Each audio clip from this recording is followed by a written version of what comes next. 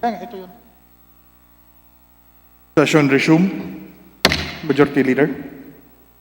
Mr. Speaker, I move that we take up the additional reference of business, and may I request the Secretary General to read the titles of the bills and resolutions on first reading, as well as our communications and committee reports. The Secretary General is directed to read the title of the measures on first reading as well as communications and resolutions. Additional reference of business, bills on first reading. House Bill Number 8651, establishing the Basak Senior High School in Barangay Basak, Maasin City, Southern Leyte, by Representative Mercado.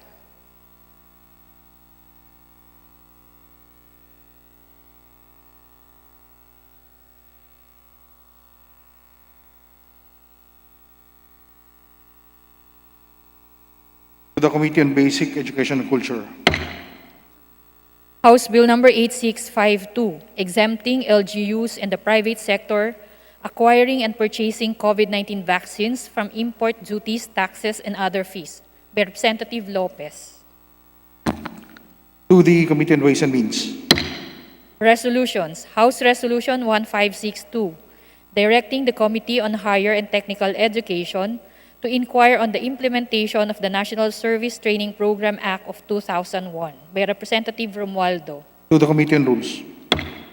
House Resolution 1563, directing the Committee on Public Accounts to inquire on the current financial state of the SSS in the connection with the implementation of the increase in member contribution rate as required by law, represented by Representative Singson. To the Committee on Rules. House Resolution 1564, directing the Committee on Public Accounts to inquire on the current financial state of the GSIS in connection with the proposed increase in member premium contribution, by Representative Singson. To the Committee on Rules. House Resolution 1565, urging the House through the Committees on Human Rights and Agrarian Reform to investigate the brutal killing of farmer Romeo Romy Torres and the harassment and threats of displacement against farmers of Sitio Compra, San Mateo, Norzagaray, Bulacan, by Representatives Culyamat, Zarate, Gaite, Brosas, Castro Franzen, Elago. To the Committee on Rules. House Resolution 1566, urging the DepEd and the Palarong Pambansa Board to institutionalize esports as one of the medal sports in the Palarong Pambansa, providing rules and mechanisms in the inclusion thereof, by Representative Teves Jose. To the Committee on Youth and Sports Development. Messages from the Senate. Message dated February 3, 2021, informing the House that on February 2, 2021, the Senate designated Senators Zubiri, Gatchalian, Villanueva, Marcos, and Ontiveros as conferees to the Bicameral Conference Committee on the disagreeing provisions of Senate Bill Number 1855 and House Bill Number 5925. To the Committee on Rules. Message dated February 4, 2021, informing the House that on February 3, 2021, the Senate approved the Conference Committee report of the Bicameral Conference Committee on the disagreeing provisions of Senate Bill Number 1357 and House Bill Number 4157. To the Committee on Rules. Message dated February 8, 2021, informing the House that the Senate on even date passed with amendments House Bill Number 6598. To the Committee on Local Government.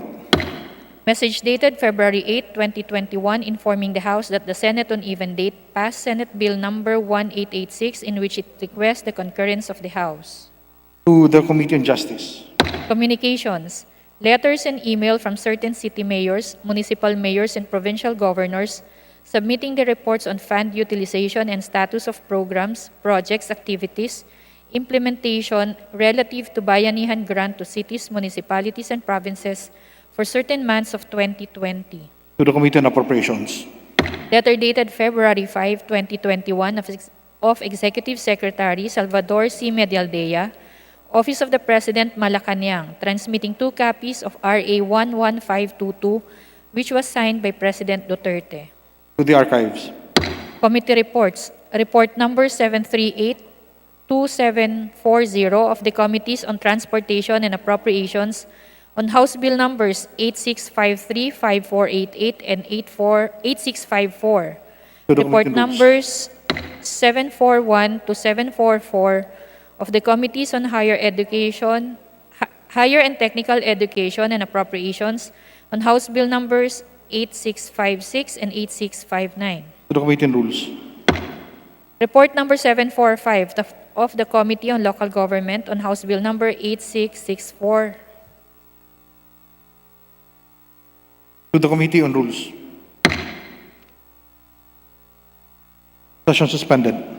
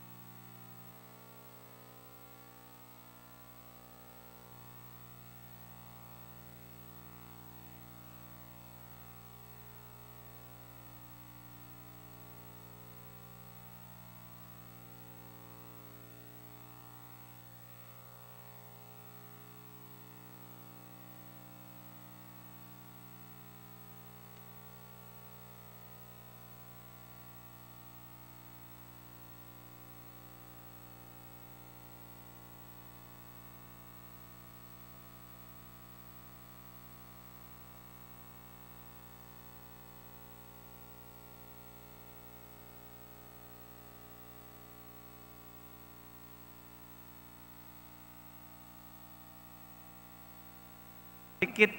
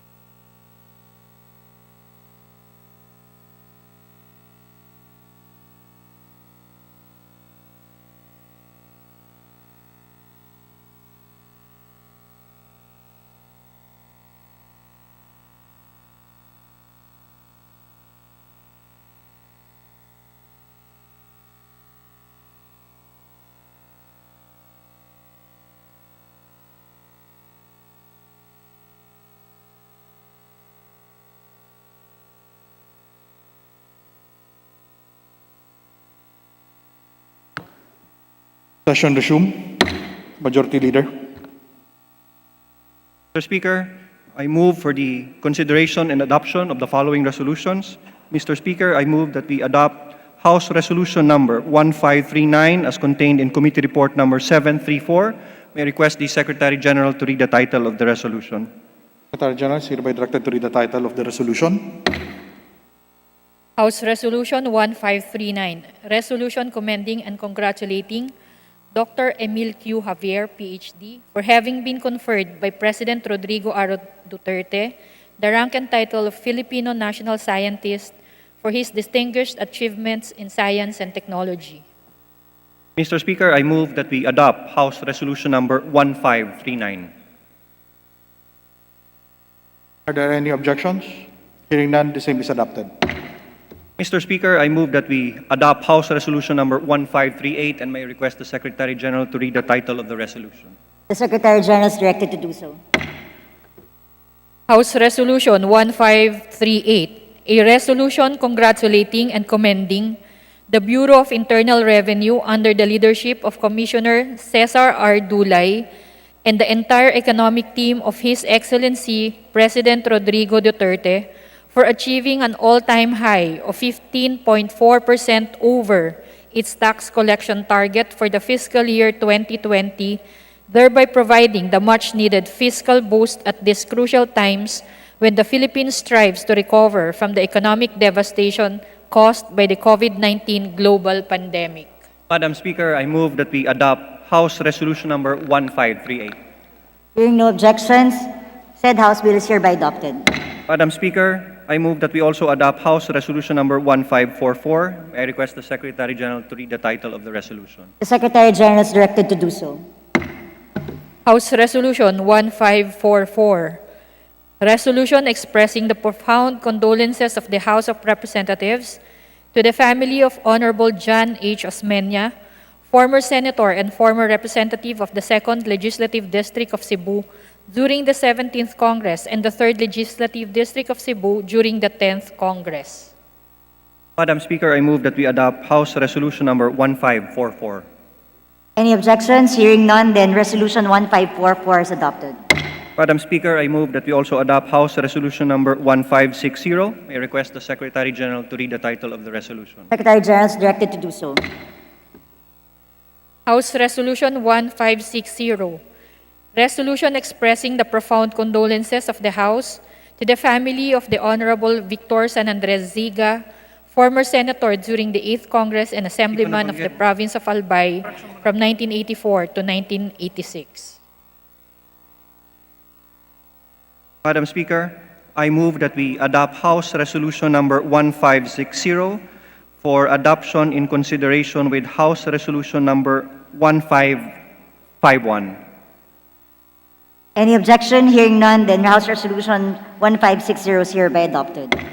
Madam Speaker, I move to correct the earlier resolution to adopt House Resolution number 1544.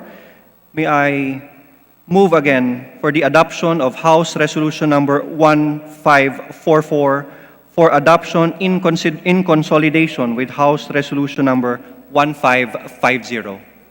Any objection? Hearing none, then 1544 in consolidation with HR 1550 is hereby adopted. Madam Speaker, I move that we resume consideration of House Bill number 7814 as contained in Committee Report number 5550. May I request the Secretary General to read the title of the bill. Secretary General is directed to read the title of the bill.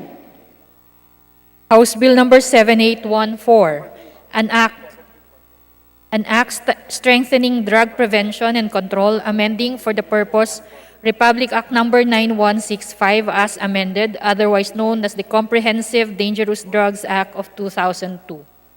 Madam Speaker, Majority Leader. Madam Speaker, the parliamentary status of the bill is that it is in the period of sponsorship and debate. I move that we open the period of sponsorship and debate. Is there any objection? Hearing none, and the period of debate is now open. Madam Speaker, I move that we open the period of interpellation. Is there any objection? Hearing none, then the period of interpellation is now open.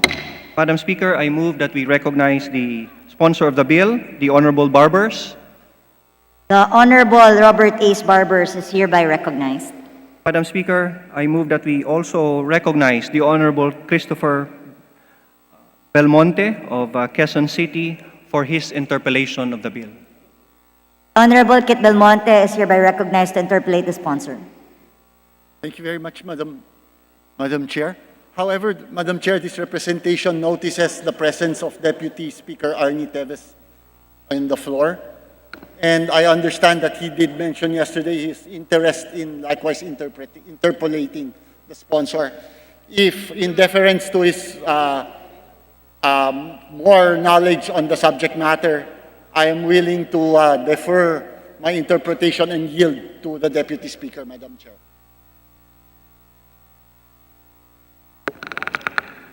At nakinig si Arnie.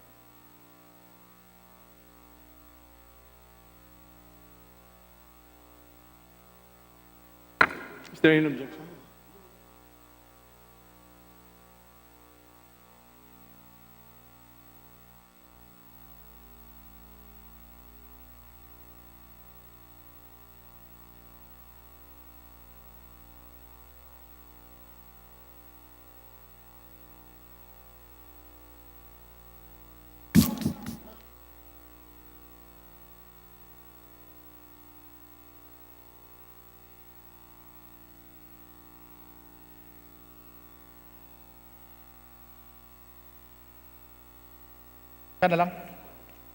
Mr. Speaker, we withdraw the earlier motion to recognize the Honorable Christopher Belmonte for the interpellation.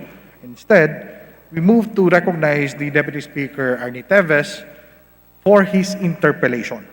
So moved, Mr. Speaker. Is there any objection? The chair is none. The motion is approved. Deputy Speaker Arnie Teves is hereby recognized. Thank you, Mr. Speaker. Sorry, hinihingal pa ako. Tumakbo ko galing sa taas.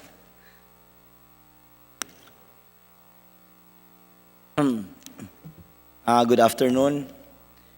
Meron lang akong questions dun sa sa amendments ng bill.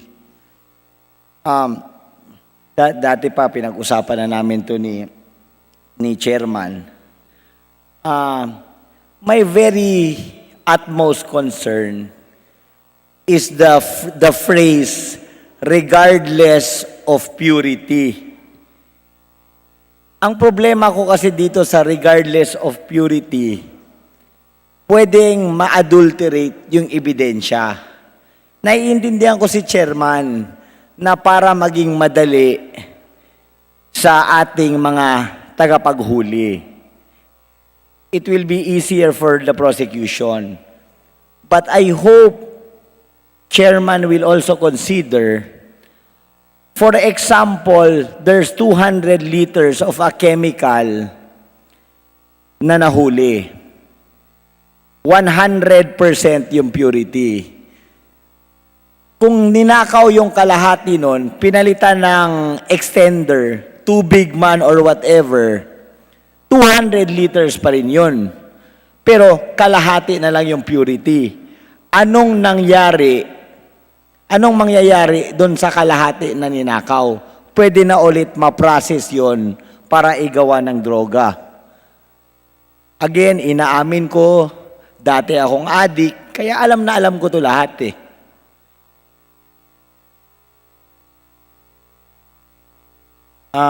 That's one of my concerns, Mr. Speaker. Thank you, Mr. Speaker. Thank you, distinguished colleague. Napakagandang tanong. No? In fact, isa sa mga naging mainit na subject matter when we were deliberating on these proposed amendments in the Republic Act 9165 ay yung issue tungkol dun sa purity. And the committee, for purposes of abbreviating the debate and the discussion on the issue of purity, we decided that we maintain the phrase regardless of purity as stated in the old law, dun sa 9165. Isang perfect example na pwede nating sigurong gamitin ay kapag halimbawa ang isang tao, ang isang drug dependent ay nahuli in his possession shabu, and it was tested to be, say, 1% purity, it is still shabu. Therefore, there is still an unlawful act of possessing shabu, which is still punishable under our laws. So, kaya naging ganun ang interpretation doon so that hindi maging basihan para i-dismiss sa korte yung sinasabing purity. Kasi baka magkaroon pa ng elbow room o hindi kaya point of discussion kapag pineg natin yung purity ng illegal substance as an evidence against the accused. Yun ang aking reply sa katanungan, Mr. Speaker, distinguished colleague. Mr. Speaker, if I may continue, additional concern. Pwede kasi gamitin pangtira ng isang tao yung regardless of purity.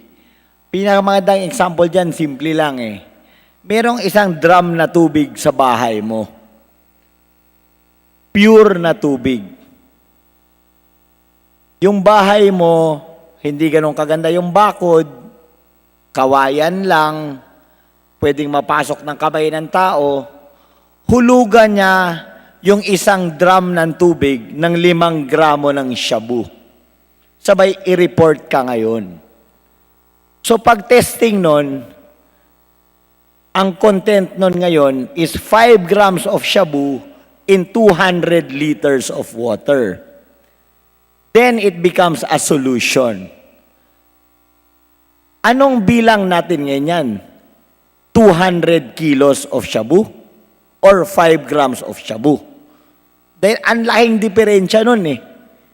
Ikulong na yung tao nun, maski hindi pa siya nagbenta, sa dami nun, para na siyang producer nun. Kung walang purity nga, ang purity nun is 2.5% lang. Because, tama ba ako? 2.5. Basta the purity is very small. Because it's 5 grams of shabu in 200 liters of water, which is equivalent to 200 kilos in weight. So, ang bilang nun, 200 kilo ng shabu, yung possession mo. Kawawang-kawawa ito. At ang daling gawin nun, believe me.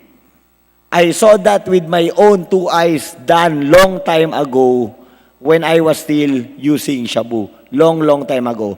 By the way, I've been 21 years clean. I don't even take alcohol. I hope you listen to an experienced individual. Hindi naman ako nagyayabang, nagsasabi lang ako ng totoo. At maging practical naman tayo. Ayoko lang na mangyari ito sa tao na walang sala. At ang dali-dali gawin. Ang daming tao na mga kababayan natin na nag-iimbak ng tubig dahil wala silang stable source ng tubig. Karamihan nun may kalaban pa. Kalaban lang sa politika, halimbawa, kapitan ng kalaban mo. Ang daling gaguhin eh. Mag-utos ka lang, sige, itsahan mo ng 5 gramong shabu yung timba niya, sabay parade natin. Kawawa, di ba? Again, I'm not trying to force the issue. Gusto ko lang malaman ng taong bayan that these are possibilities. And habang ginagawa pa lang natin ang batas, habang nagdidebate pa lang tayo, sana magawa natin ng paraan. Maraming salamat po, Mr. Speaker. Thank you very much, Mr. Speaker. Distinguished colleague, gaya ng sinabi ko kanina, hindi matatawaran yung experience ng ating kasama kapag ang usapin ay tungkol dito sa illegal na droga. In fact, he was a major contributor to most of the amendments being proposed in this measure in the last Congress and even up to this Congress. And I do appreciate the gentleman for proposing such. No? However, if I may, Mr. Speaker, Your Honor, yung punto na kung saan ay maaring manakaw at ma-dilute yung sinasabing ebidensya, the law is very clear na kapag ikaw ay nahuli ngayon, within the next 24 hours, ay ang ang ebidensyang makukuha sa iyo ay isi-certify ng isang laboratory, no, na kung saan ay sasabihin kung ano yung weight, ano yung purity ng evidence. While I do understand the apprehension of Congressman Teves doon sa pagpapababa ng purity na maaaring maging basis for maybe acquittal or maybe dismissal of a case against the accused. Ang ating pong ano dito ay na-certify na ho yan ng laboratory. So kung na-certify yan and there was already a certification issued about the weight, the quantity, and the purity of the substance, whatever happens after that, perhaps kung i-present yung ebidensyang yun again sa korte, we will just probably let the courts decide dyan sa puntong yan. Your Honor, Mr. Speaker. Lastly, Mr. Chairman, again, can I get a categorical answer? If you are caught with a diluted 200 liters of water containing 5 grams or even just 1 gram of shabu, how much shabu will be charged to you? 200 grams? 200 kilos or 5 grams? Well, if upon apprehension, the PIDEA Crime Lab certifies that it was the evidence found in your possession is 200 grams, then it will be 200 grams. No, because ganito nga 5 gramo lang yon tinapon sa isang drum ng tubig. 200 kilos yung isang drum ng tubig. So, paano ka matcha-charge nun? Halimbawa, naka-plastic yun. Natapon doon yung plastic, butas, tunaw na. When you test that water, it has very, very small trace of shabu. But again, ang totoong volume nun, 200 liters, which is equivalent to 200 kilos in weight. Anong kaso mo nun sa korte ng posesyon? 200 kilo ng shabu or 5 gramo ng shabu? Yun lang naman, Mr. Chairman. Para lang maklaro natin at para ngayon pa lang mapag-isipan na rin ng mga korte kung anong take nila doon later. Yeah, I agree, Mr. Speaker, distinguished colleague, na maaaring bumaba yung weight nung sinasabing ebidensya. But, of course, if yung sinasabing senaryo, Mr. Speaker, ng ating butihing congressman from Negros, ay during the time of the apprehension, habang hinuhuli siya ng pulis, ay itinapon niya sa tubig, whatever is found that is that could be deciphered as a shabu, yun lang nga po ang may charge sa kanya. Yun lang ang may charge sa kanya. Kasi, remember, the possession itself is already an unlawful act. Therefore, punishable under our laws. Yeah, Mr. Chairman, Mr. Speaker, ganito kasi yan Ang shabu is very soluble. Pag tinapon mo yan sa tubig, automatic tunaw yan. 1,000% tunaw yan. Lalo na pag masyadong maraming tubig at ang konti ng shabu. Again, if I may repeat, 5 grams, tinapon mo sa isang drum, 200 kilos of shabu solution yun. Yun lang. I don't think we'll get into a resolution now. I just wanted to reiterate it. Again, I hope the senators also, dadaan naman to sa kanila din, sana mapag-isipan din nila at magawa natin ang magandang solusyon. I understand very much the intention of the chairman. Kaming dalawa magkasama nito gumawa eh. Ako yung vice chairman niya dati. So, kaya alam na alam ko to. Matagal ko na itong pinakiusap sa kanya. At sabi ko nga, chairman, sana naman hindi na dumating na tayo pang dalawa magtalo dito dahil nakakahiya. Dahil ikaw yung chairman ko, ako yung vice chairman mo, tayo yung gumawa nito. Sabay tayo pa magtatalo sa batas na ito.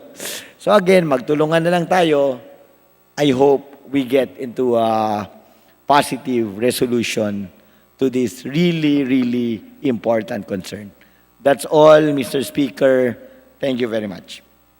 Thank you, Mr. Speaker. Thank you, distinguished colleague. But let me just state that while I understand the apprehension of the gentleman from Negros, the intention of this proposed amendment is only to determine not the purity, but only the weight or the amount of the illegal substance found either in his possession or maybe discovered while there was an unlawful act being committed as stated in the Republic Act 9165. So, yes, we will consider the idea and the suggestion of the gentleman from Negros. When at the appropriate time, maybe he can help the committee to frame up perhaps a phrase or a paragraph that can be inserted into the amendments at the appropriate time, Mr. Speaker. Thank you very much, distinguished colleague from Negros. Majority Leader. Mr. Speaker, next to interpolate is the Honorable Christopher Belmonte.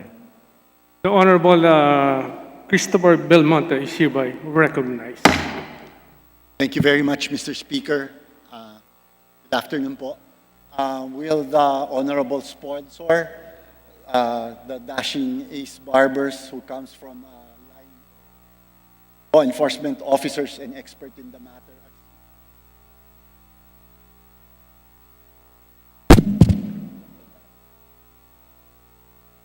Mr. Speaker, I'm sorry I wasn't able to hear. payag ka bang magpa-interpolate? Shortcut. Gladly, Mr. Speaker.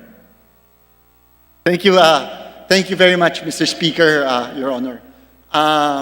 First of all, let me state na I agree with the sponsor and the committee na kailangan nga po talagang ma-amend ang 9165. From a long-standing practical experience, law enforcement and legal practice on the ground, kailangan po talaga. And kailangan lang po natin linawin kasi pwedeng maganda ang epekto nito, pwede ring makasama po para sa ating lahat. So, just for my clearer understanding, Mr. Speaker, may the sponsor provide us with the objectives of the amendments, of this set of amendments to the law, Mr. Speaker, Your Honor. Gladly, Mr. Speaker, distinguished colleague, the reason why we introduced legal presumption in the fight against illegal drugs is because we'd like to run after not just the ordinary street peddlers of illegal drugs, but also run after drug lords or big-time drug syndicates, because it seems that there are cases where it was dismissed for simply lack of evidence or simply lack of weight as to the involvement of a certain person other than the street peddler. So kita ho natin na medyo marami tayong dapat gawin. The biggest question, Mr. Speaker, is paano ho natin makakasuhan, makukonvict o makukulong itong mga sinasabi nating drug lords. They are not the ones selling the drugs in the streets, nor you cannot see them negotiating for a sale or a trading of this illegal substance. So napakahirap po. Thank you, Mr. Speaker, Your Honor. So tama ho pa ang pagkaintindi ko. Ang gusto po natin dito ay palakasin yung capabilities ng law enforcement officers para mahabol po nila yung talagang mga drug lords, yung mga big time na nagtutulak ng droga. Hindi lamang po yung mga street level at saka lalong-lalo na ho para ma-prevent din yung paglaganap ng usage nitong illegal drugs. That is correct, Mr. That is, Speaker, distinguished colleague. If I understand it. And left unspoken is para hindi ho mag-resort sa shortcuts yung ating mga law enforcers or mag-resort to extrajudicial killings para lang ho manalo sa gera na to. Tama po ba yun, Mr. Speaker, Your Honor? Tama yun, Mr. Speaker, distinguished colleague. In fact, para lang malinaw, ang objectives o yung key provisions nitong amendment na ito ay, if I may, Mr. Speaker, distinguished colleague, one is it provides for a legal presumption on who is considered as importer, financier, protector, or cuddler of illegal drugs.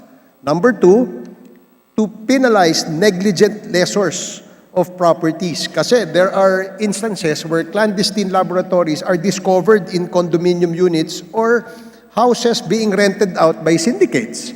So dito sa batas na ito, dito sa ating amendments, we will already penalize negligent lessors of properties that were used as clandestine laboratories. Kasi dapat ho, meron silang role. In fact, in this proposal, we will compel them to comply with some documentary or repertorial requirements. No? Kagaya po yung kanilang pag-inspect sa kanilang mga properties or sa kanilang mga units. Third is to mandate the conduct of drug testing of Filipino professionals and non-professional athletes. Maraming cases where, meron tayong atleta na nakikilala na dahan-dahan and then eventually nasisira yung kanilang career because they are discovered to have been using illegal drugs. So ito, with this amendment, kinokompel na natin na bago ka pa mag-represent sa ating bansa bilang isang atleta, ay kailangan meron ka ng certification that you are drug-free at hindi ka gumagamit ng illegal na droga. Next is yung extend the criminal liability to the partner, president, director, manager, trustee, estate administrator, or officer of the corporation or partnership who consents to or tolerates the use of the property of the corporation or partnership as den, dive, or resort. Maraming cases ganito, no? Restaurants or resorts are being used as drug dens. And masyadong maluwag no, sa interpretasyon natin na walang kinalaman yung may-ari. But there are times, there are cases where the owner allowed the use of his property as a drug den because perhaps for monetary consideration. So, ang mga major objectives itong proposal na ito, Mr. Speaker. Thank you for that, Mr. Speaker, Honor. If the sponsor will allow me, pasukan po natin maya-maya yung presumptions at saka yung given yung objective na madali big time. For a matter of housekeeping lang po, for my comfort level, the comfort level of this representation, Mr. Speaker, Honor. During the committee hearing na pinag-usapan po natin, again, itong amendments na to ng Dangerous Drugs Act, a number of sponsors initially stated their intent to withdraw from sponsorship of this bill dahil sa kinabahan ho sila na the provisions as stated were in effect reviving the death penalty, Mr. Speaker, Your Honor. In fact, I do recall joining the sponsor, the committee chairman in this matter, in pleading to our colleagues and taking the position na ang pinag-uusapan po natin dito ay yung revision ng Dangerous Drugs Act and hindi po yung death penalty. And the chairman of the committee himself stated na hindi natin gustong pasukan ang death penalty dito. In fact, ang gusto po natin gawin ay iwanan po yung the matter na yon sa proper committee, which in this case would be the Committee on Justice. And we confine ourselves dito lang po sa usapan ng dangerous drugs. Is that not correct, Mr. Speaker, Your Honor? Yes, that is correct. I remember, Mr. Speaker, distinguished colleague, that the gentleman from Quezon City clearly emphasized that particular point and asked this representation whether are we trying to amend or repeal the death penalty law. Now, let me just state, Mr. Speaker, distinguished colleague, that perhaps what caught the attention of the distinguished colleague from Quezon City and all other authors was the provision, the penal provision on Section 13 of RA 9165, which makes reference to Section 11, where the penalty for violation is maximum penalty of life imprisonment to death. So, ang pong nakasulat po doon ay nakalagay lamang po doon ay maximum penalty. We purposely, Mr. Speaker, distinguished colleague, wrote the phrase life imprisonment to death so that in order to avoid yung vagueness of the penal provision. Kasi that is what the law says anyway. Ang nakalagay po doon ay maximum penalty. But if you spell out what maximum penalty would be, this is the life imprisonment to death. We never attempted to repeal the death penalty in this case, Mr. Speaker, distinguished colleague. Thank you very much for that clarification, Mr. Speaker, Your Honor. In fact, thank you for correcting, anticipating my question and correcting me. I was under the impression that this was Section 11 amending Section 13, which reads, as amended by our proposed law, any person found possessing any dangerous drug during a party or at a social gathering or meeting or in the proximate company of at least two persons shall suffer the penalty of life imprisonment to death and the fine of 500,000 pesos to 10 million pesos, regardless of the quantity and purity of such dangerous drugs. Mr. Speaker, Your Honor. And the purpose of putting this amendment in Section 13 is because the RA 9165, the original law, did not contemplate imposing the maximum penalty of death to a person found in possession of drugs under these circumstances. Is my understanding on the matter correct, Mr. Speaker, Your Honor? Otherwise, 9165 would have put that specific wordings as it did in other similar provisions imposing penalties by imposing the maximum penalty of death. In other provisions under the original 9165, which we intend to amend, specifically they stated that they wanted that the death penalty was an option. Is that not correct, Mr. Speaker, Your Honor? Yes, Mr. Speaker, you are correct in that interpretation because what the committee did, Mr. Speaker, distinguished colleague, is only to spell out the penalty, the maximum penalty, and the amendment would read, delete the maximum penalty and instead spell out what the maximum penalty is in our present laws. Correct, Mr. Speaker, Your Honor. In other words, it is contemplating the possibility, if our laws would allow, laws and jurisprudence and the justice system would allow, contemplating the death penalty in the circumstance of a person found in possession of dangerous drugs in a gathering or of at least two persons, which wasn't contemplated by the original 9165. Is that not correct, Mr. Speaker, Your Honor? No, Mr. Speaker, distinguished colleague, that was not the intention. We did not touch on the penalty. If you notice, most of the amendments that are being proposed are only on the legal presumptions. That is correct, except for this specific provision, Mr. Speaker, Your Honor, which did touch on the penalty. May I add another point, Mr. Speaker, Your Honor? We were both members of the 17th Congress, Mr. Speaker, Your Honor.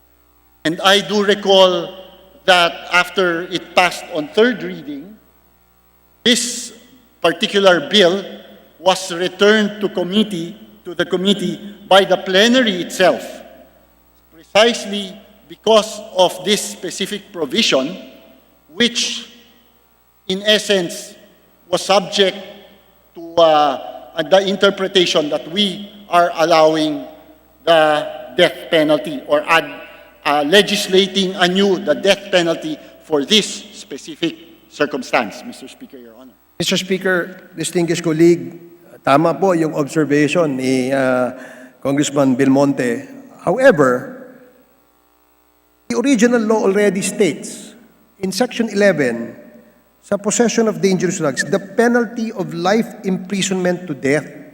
So this was already stated, explicitly stated in the Republic Act 9165. So ang ginawa lamang po natin ay we did the same to all other sections with a provision, with a penal provision of life imprisonment to death.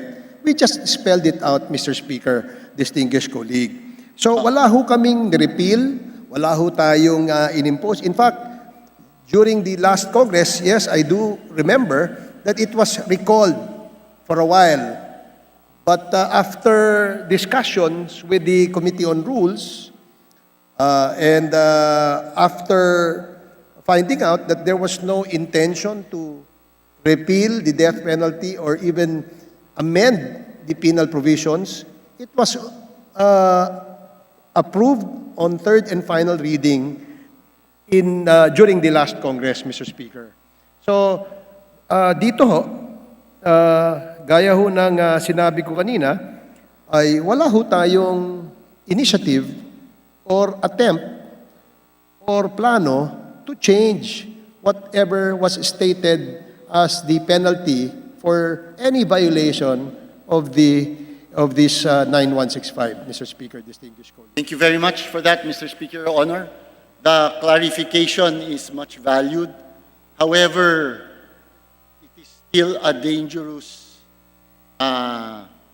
addition, specifically because as our law stand and jurisprudence stand, the law repealing the death penalty is still in effect, despite the intentions of many of our colleagues in the House to reimpose the death penalty, and I must say, with some justification and reasonableness on their part. However, the law, thus, as it exists now, says that no death penalty shall be imposed as the maximal penalty. Is that not correct, Mr. Speaker, Your Honor? Yes, as it is, because there was a suspension of the imposition of the death penalty. Therefore, it still holds as what the law says. However, we cannot impose death on any violation as a penalty for anyone who violates any provision of this act, Mr. Speaker, distinguished colleague. Please correct me if I'm wrong, Mr. Speaker, Your Honor. I'm sure the Speaker will know better on the subject matter than I do, Mr. Speaker, Your Honor. But it is my understanding, Mr. Speaker, Your Honor, that when two laws ang pinagbangga po natin, dalawang batas po ang pinagbangga po natin, the later law will prevail over the earlier law. Which means na dahil pareho, the intent of the legislature during an earlier period will be superseded by the intent of the legislature in a later later law as enacted. And suppose, presuming that we do pass this law as it is written, Mr. Speaker, Your Honor, and this amendment in Section 11 correcting Section 13 being a later law will then allow the death penalty for the specific circumstance of persons found in possession of dangerous drugs with the said amount in the presence of two or more other persons. Wouldn't that be the proper interpretation of the law and jurisprudence as it stands, Mr. Speaker, Your Honor? Yes, yes, Mr. Speaker, distinguished colleague, you are correct. The later law will prevail. But again, as I stated earlier, there was no intention to repeal or amend the penal provision of Republic Act 9165.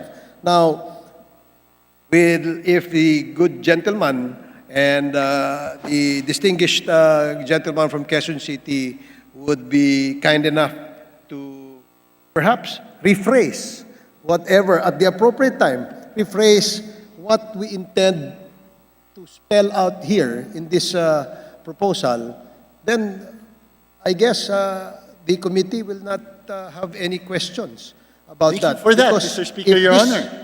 I very much appreciate that, and at the proper time, I hope that the proper amendment may be introduced by this representation or the committee itself so as to clarify any vagueness. Yeah, Thank you for that. This representation appreciates very much the proposal at the appropriate time that will be forwarded by the distinguished gentleman from Quezon City in order to avoid vagueness again of the interpretation, because there was really no intention to change or amend the penal provision. We are just proposing legal presumptions in order to help, support, and aid our prosecutors in getting a conviction to those that are really in the business of illegal drugs. Not just the ordinary street peddlers, Mr. Speaker. And I thank the honorable sponsor, the chairman of the committee, on that, for that. He did state that specifically at the outset of the series of committee hearings to tackle this committee. I would just like to make sure na malinaw na hindi ho natin masisingit yung death penalty through this, kung hindi rin naman ito yung intention po natin.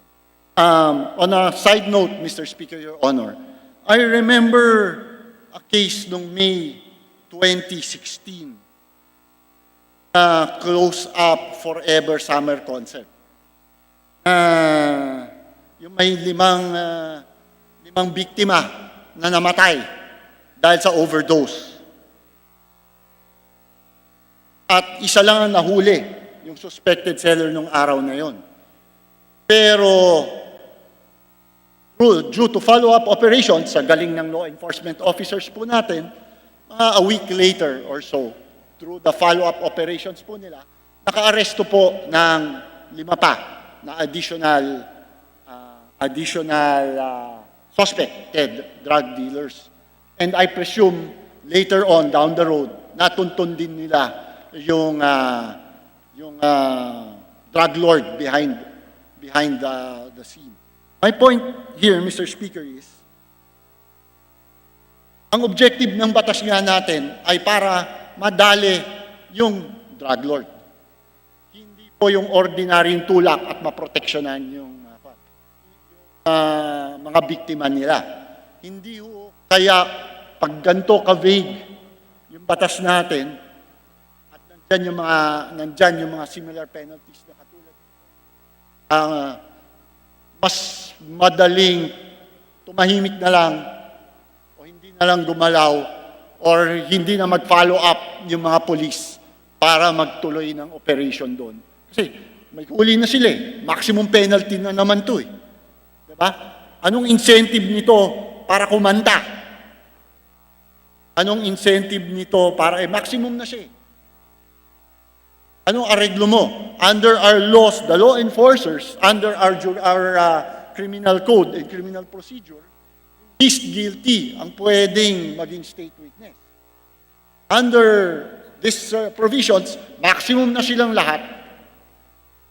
Wala nang, parang natanggalan natin ng bala ang ating law enforcers.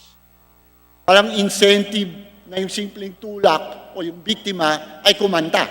Kasi si biktima, si simpleng tulak, death penalty na rin sila anyway. Hindi na rin makaka-avail ng mga areglo na pwedeng ibigay ng law enforcement officers para madali yung mga big shot. Hindi ho kaya may ganong epekto to, Mr. Speaker, Your Honor? At tanong ko lang po. Yes, very tragic, Mr. Speaker, distinguished colleague, yung nangyari doon sa na-overdose. No? In fact, she was clearly a victim, no, of the legal drugs. No? At dapat managot, hindi lamang yung street peddlers. And with the follow-up operation made by the enforcers, they were able to apprehend yung iba ring involved. Kasi hindi lang pala isa, dalawa yan. It appears to be a syndicate, no? Where the syndicate, apparently, no, ay meron ding information ibinigay kung saan yung source nung drugs na yon, no? I read some of the details of the case, and I remember na meron until now, no, they're still doing a follow-up operations because the same type of drug, yung party or cocktail drug that they call it, yung ecstasy, the same quality, the same look. Kasi ngayon ko lang nalaman, Mr. Speaker, na iba-iba pala itsura niyan. But the same look, which was apparently taken by the victim, was still proliferating in the same area. And this apparently came from the same syndicate. So hanggang ngayon, pina-follow up pa rin ho yan ng mga law enforcers sa PIDEA. So, kaya nga ho, gusto natin na kung sakaling mahuli itong mga ito, of course, they will definitely deny, no? As the normal, natural reaction nila, they will deny any involvement. Sabihin nila, hindi naman ako yung nag-abot, hindi naman ako yung nagbenta eh. But kung tinuro siya as the source, then we can use now the legal presumption and let him defend himself in court. Yun lang po ang ating objective dito, Mr. I understand that, Mr. Speaker, Your Honor, and I beg the indulgence of the honorable sponsor. Pag-usapan natin yung presumptions bandang dulo, and if the sponsor will allow me, kasi importanting topic to, lalo nang nag-a-allow tayo ng presumptions on presumptions to that on the later part of my interpolation. Pwede we both have more time to prepare on that subject matter. However, Mr. Speaker, my point is as to the penalties and the bargaining. I'm thinking about it from my limited experience with our law enforcement. Ang pinakamadaling paraan para makuha nila kung sino yung bossing ay para kumanta yung nahuli nilang small fry. At para magawa nila yon, allowed sila ng batas, ng tools, para pwede nilang i-negotiate yung small fry.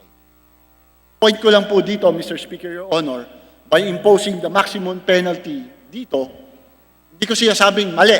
Tanong ko lang po to. Hindi po ba tinatanggal natin yung option, yung availability para sa law enforcement officers natin na magamit yung small fry para makuha yung big fish, Mr. Speaker, Your Honor. Hindi po sa presumptions. Nandun pa lang po tayo sa paano niya papakantahin yan. Sort of reducing, using shortcuts, Mr. Speaker, Your Honor. The tools, the legal tools provided by our laws and the rules of criminal procedure for our law enforcement officers is the law itself. Would not this imposition of the maximum penalty, likewise for small fry, limit? I'm just saying, Mr. Speaker, I'm not saying it is right or wrong. I'm just asking the question, Mr. Speaker, Your Honor, for my better knowledge and clarification. Well, Mr. Speaker, distinguished colleague, meron po tayong provision dito sa ating proposed amendment on Section 33A, the immunity from prosecution. And this can be used as a bargaining chip or a tool, no, for the apprehended suspects to be able to bargain and, provided that he gives out valuable information. So, nandito ho yan, nakasama po yan sa ating proposal. Section 33. Thank you for that, Mr. Speaker, Your Honor. Ang pinapoint out ko lang po, magbabangga, I don't disagree with that provision. In fact, I fully agree na that option should be available to our law enforcement officers. Ang sinasabi ko lang po, pagdating nito sa prosecution, sa korte, ang dahil sa banggaan nito and our existing criminal procedure, hindi na siya least guilty.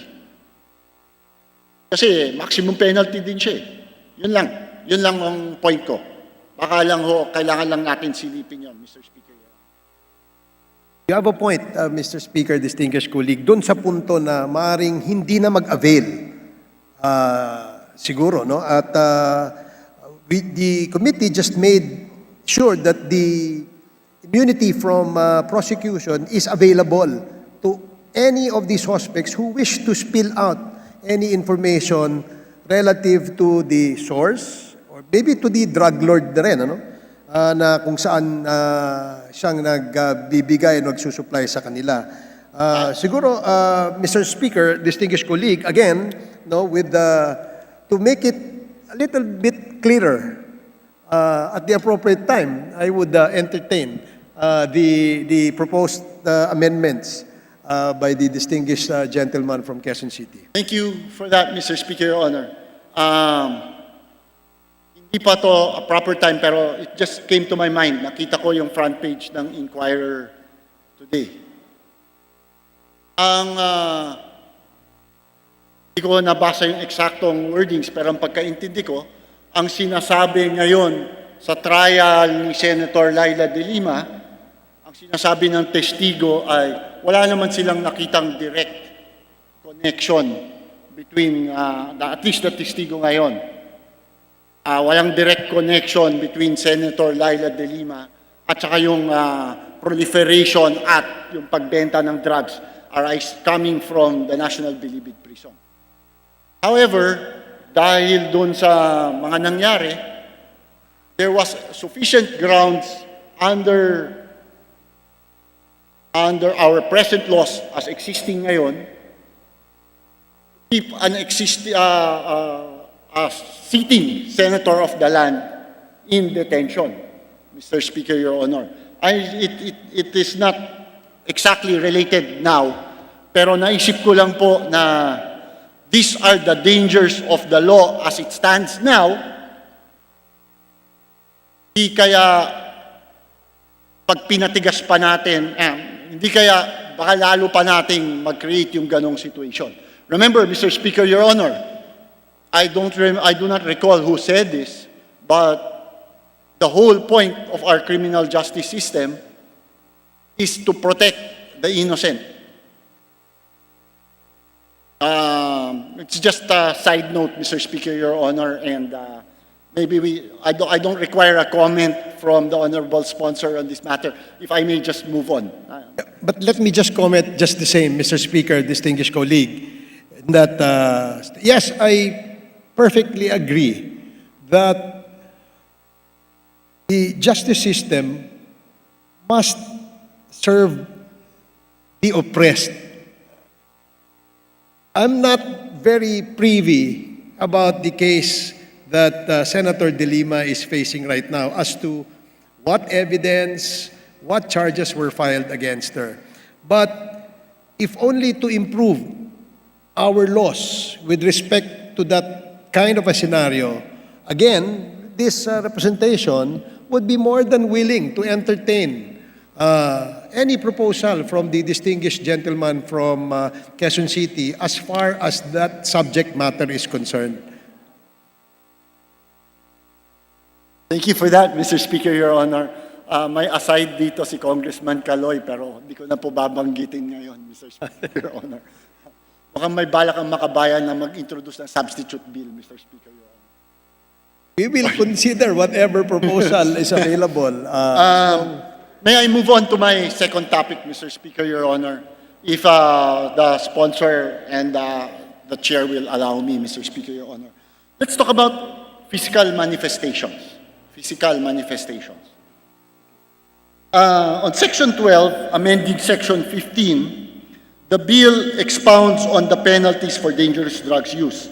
A person is apprehended either through treatment or through imprisonment, but only when he or she is found to be positive after a confirmatory test. Is that correct? Section 12, amending Section 15. Ang sinasabi po nito, kukunin ka, the intention of this is to, yung user. Ang point is, bago ka hulihin, for treatment or para ikulong ka, kailangan may confirmatory test. More or less, yun yung ibig sabihin nun. Tapos, ang sinasabi niya,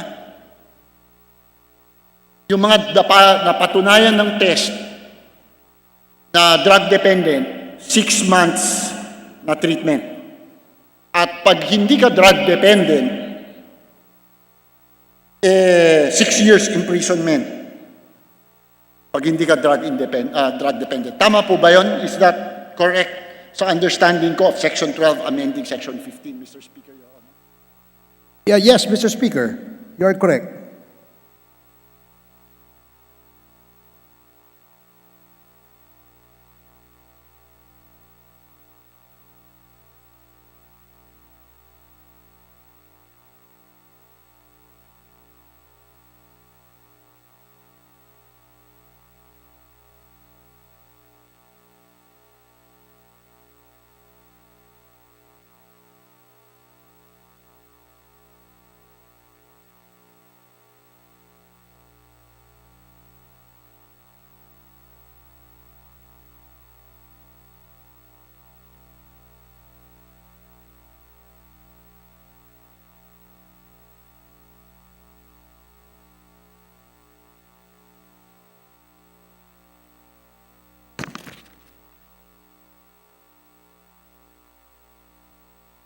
You are correct, Mr. Speaker.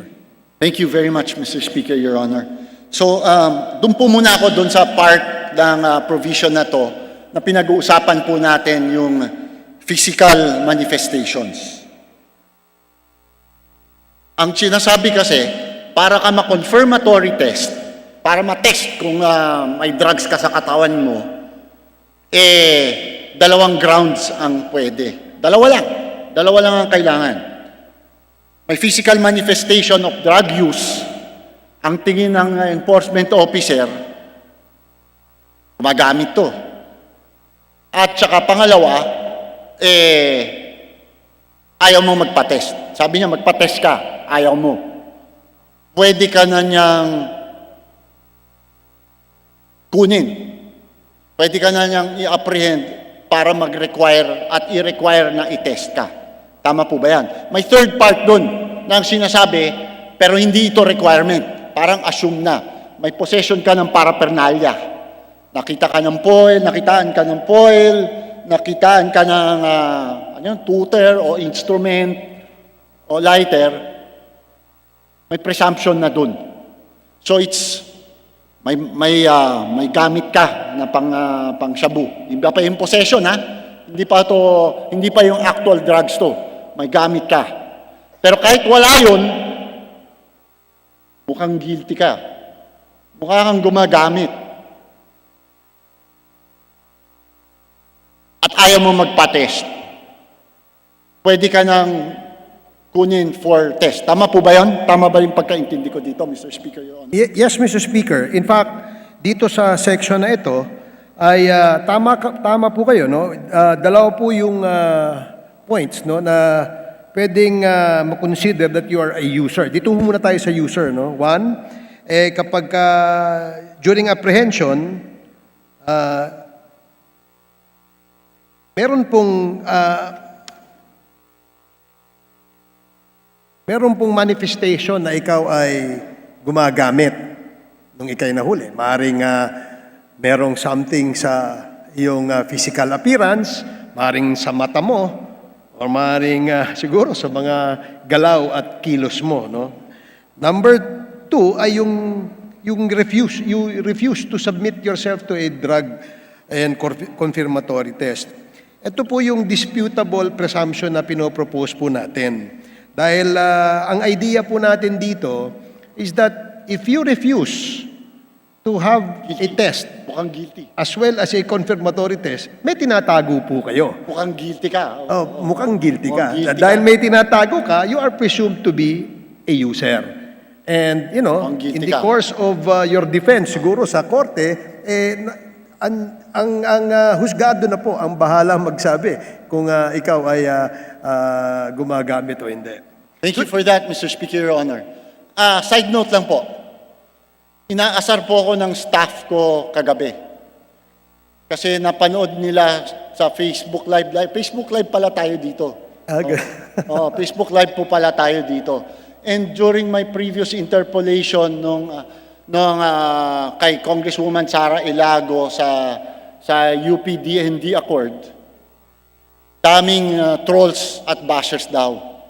At ang sabi ng mga trolls, yung congressman na yan, kasi lawlaw ang suot ko, mahaba buhok ko, may eye bags ako, gumaganyan ako, at saka likot ko dito sa podium, mukhang addict yan. Yun yung sinasabi nila. Yun yung sinasabi nila. Buti na lang pag tinanong ako, papadrug test ako, sabay tayo, wala akong problema. So makakalusot po ako dito. Pero my point is, ang daling sabihin ng physical manifestation. I recall also a certain situation, Mr. Speaker, Your Honor, na ang pinaglalaban namin ay lupa, land issue. And of course, sanay na sanay yung mga pulis na magbabarikada yung community para malinis ang enforced na demolition nila. Bago nun, pumasok sila sa community at saka yung mga lahat ng mukhang user, mukhang tulak, may tattoo, may signs na EP, pwede nilang kunin muna for questioning. Wala pa tong batas na to, Wala pa tong batas na to. Pero dinala muna nila sa station for questioning. Malinaw sa lahat, issue ng lupa. Pero in essence, lahat ng kalalakihan sa buong community na yon ay wala nung dumating ang demolition team. Kunikwento ko lang po, Mr. Speaker, Your Honor, and this was before this law. Pero let's go to the UND, lagyan po natin ng medyo mas linaw yung physical manifestations, Mr. Speaker, Your Honor. The UN Office of Drugs and Crimes identifies some physical effects of certain drugs. For example, LSD equates LSD, shabu, dilated pupils, nausea, vomiting, profuse sweating, rapid heart rate. Other effects may also include emotional instability and perceptual disturbances. Sa ecstasy naman, sabi din ng UN, high blood pressure and heart rate, nausea, restlessness, visual or auditory hallucinations. Minsan parang nakakita rin ako ng Supreme Court Justice na parang may kausap na Sorry. Would you agree that these physical manifestations are defined by the UNODC are enough to give rise to reasonable suspicions? Sabi na ng international studies, ito yung mga manifestation. Pwede na ba yan? Well, Mr. Speaker, distinguished colleague, yung po mga nabanggit po na mga manifestations ay hindi po gawain ng isang normal, sober, at isang taong walang impluensya ng kahit anumang chemical sa katawan, no? So, definitely, kapag lumabas po itong mga manifestations na ito, there is something that he probably took in or drank or probably injected or whatever. So, sa tingin natin ay hindi normal, dalawang bagay ho lang ho yun. Either gumamit ito ng illegal na droga o talaga may diferensya ito. So we both agree na the law enforcement officer can use any of these signs according to the law and by the sponsor's own words. A law enforcement officer can use any of these signs. That is correct, Mr. That is Speaker, correct. distinguished colleague. To However, implement Section 15. meron pong kolatilya. Kailangan apprehended siya. Hinuli ho siya. Di po. Kailangan may apprehension eh. Kasi, Di po, ang apprehension ay nasa situation na clarify nyo for me, Mr. Speaker, Your Honor. Ibig sabihin, halimbawa ngayon, dahil sa interpolation natin, pawis-pawis ako. Tsaka kanina pa ako sinisita ng rules kasi lakad ako ng lakad dito. Hindi ako pwedeng arestuhin o hindi ako pwedeng suspicious ka eh. Hindi po ganun yun. Tama po ba? tama po. Hindi po kayo basta-basta pwedeng arestuhin ng kahit sinong law enforcer. If you are apprehended for a cause, for instance, ikaw ay nakitang nagtutulak, o ikaw kaya ay nakitang humihit-hit ng illegal na marijuana. So that's the time that they will subject you to a test and a confirmatory test. Or nasa paligid ka ng may gumagamit. Or nasa palibot ka. Nasa area ka na may gumagamit. Within the premises. Within the premises. That's correct. Yung sa mga presumption and circumstances. Nasa area ka na merong nakitaan ng drugs doon, pwede ka na. Basta within a Premises. The Premises, premises. yes. I understand the clarification, Mr. Speaker, Your Honor. So malinaw na malinaw, the sponsor is saying na hindi ito anytime. Yes. Hindi ito anytime. Para clear lang po. That is correct. Thank you for pointing that out, Mr. Speaker, Your Honor. Medyo siguro nabobo ako doon sa pagbasa na ang interpretation ko anytime basta may physical manifestation at matigas ang ulo ko, ayaw ko magpa-test, yari na ako. Hindi po ganon. Hindi po ganon. Nito, Mr. Speaker, Your Honor. You're correct, Mr. Speaker.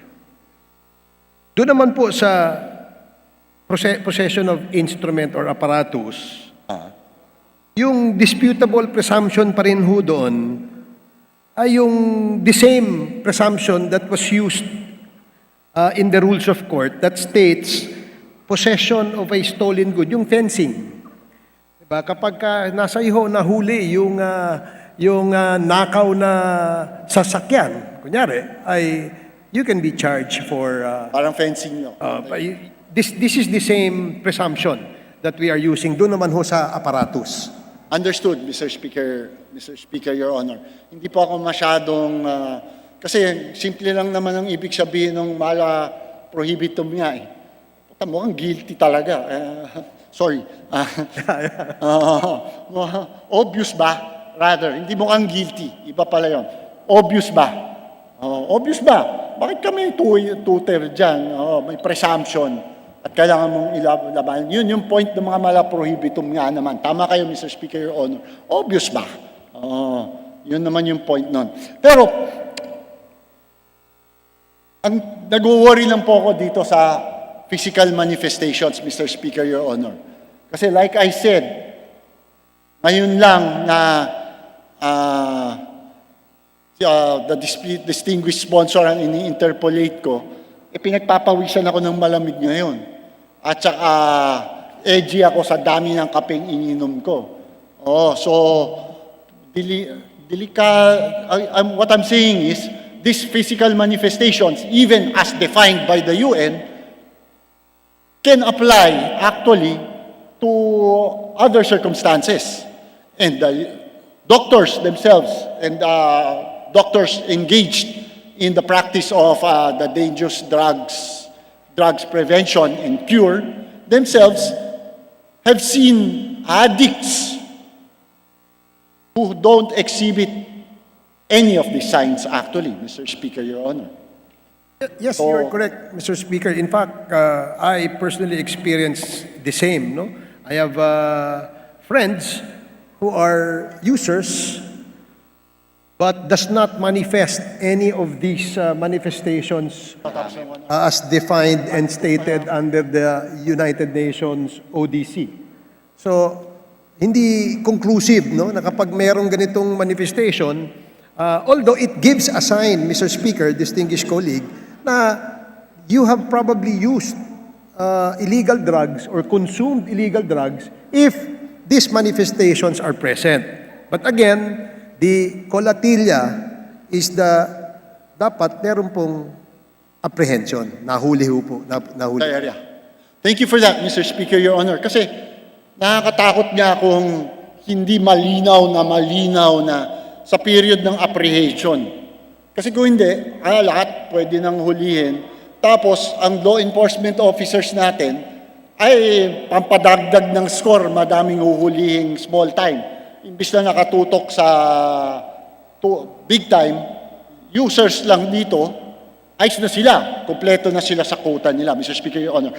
I note, Mr. Speaker, Your Honor, that my time for interpellation is almost up. And, sensya na po. Di pa tayo pupunta doon sa mga magandang topic, yung esensya ng... and if the rules that the majority will allow this representation and the honorable sponsor and the speaker, if I may be allowed to just continue my interpellation on a later date so that I could give way to other equally important interpellations or matters to be taken up by the plenary, Mr. Speaker, Your Honor. Yes, Mr. Speaker, distinguished colleague, anytime you wish to ask questions with respect to this proposed bill, this representation would be more than willing to entertain them. Again, let me just state that if there are proposals that the good gentleman from Quezon City has in his mind, perhaps he can help the committee in drafting a amendment when the appropriate time comes, Mr. Speaker. Mr. Speaker, since the sponsor is amenable to a second round to be given to the Honorable Belmonte, we have no objection on the part of the majority. Mr. Speaker, next to interpellate is the Honorable Sergio Dagook of APEC Party List. Honorable Celso Dagog is hereby recognized. Thank you, Mr. Speaker. Would the distinguished seasoned representative of my kababayan, the 2nd District of Surigao del Norte, yield to only 2 clarificatory questions. Gladly, Mr. Speaker, coming from my fellow kababayan, this representation would be more than willing to reply to his questions. Mr. Speaker, distinguished sponsor, during the interpellation of my deputy minority leader, I was reminded during one of the committee hearing on the statistics and reports of the PNP in as far as the rate of conviction is concerned. So, when I listened to the details of the provisions being amended under the existing RA 9165, I did not hear that it includes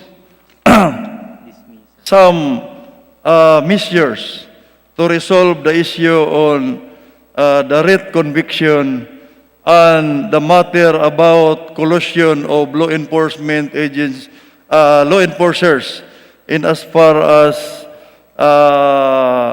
the enforcement of the law is concerned. So, the first question, Mr. Speaker, distinguished sponsor, kasama po ba sa amendment that will provide penalty or to law enforcers if they are found out to have colluded to the accused, no? If there are collusions that will be found out between the accused and the law enforcers, may penalty po ba yung law enforcer, Mr. Speaker, distinguished sponsor? Thank you, distinguished gentleman, my fellow kababayan, who is one of the best representative from that northeastern part of Mindanao, the island of Siargao. Yes, you are correct, Mr.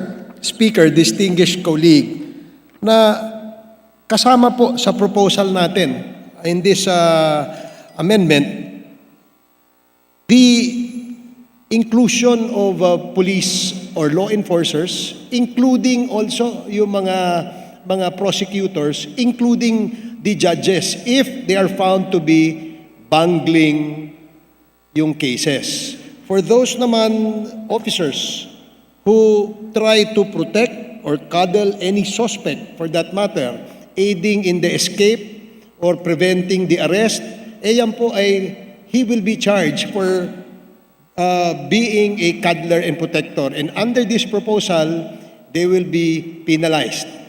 Life imprisonment to death, the maximum penalty pa rin.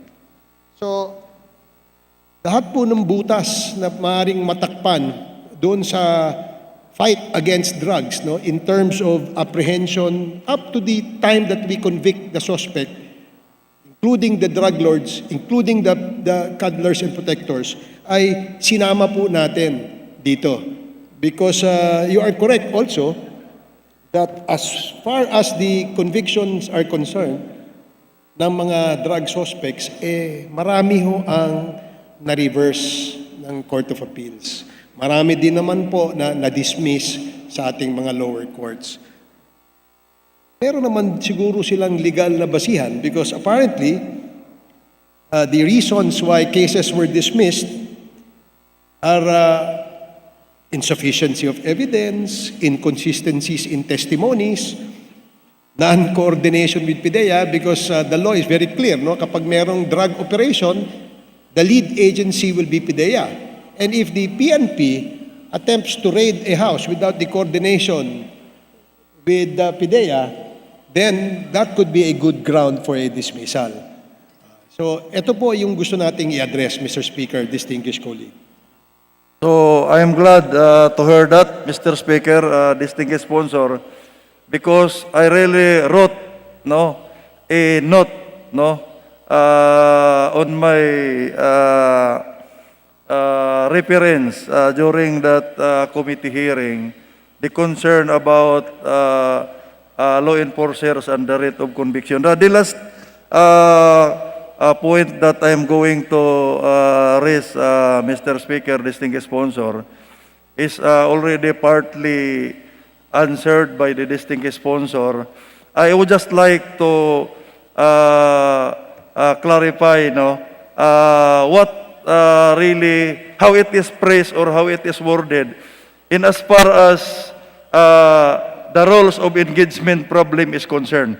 Yung sinabi mo partly kanina na supposed to be PDEA, because it appears in the hearing na nagkakaroon ng negative result yung operation because of some informations being leaked out. Kasi napakahaba pa nung dadaanan ng mga information. So, that is the concern, one of the concern that I have noticed during that hearing.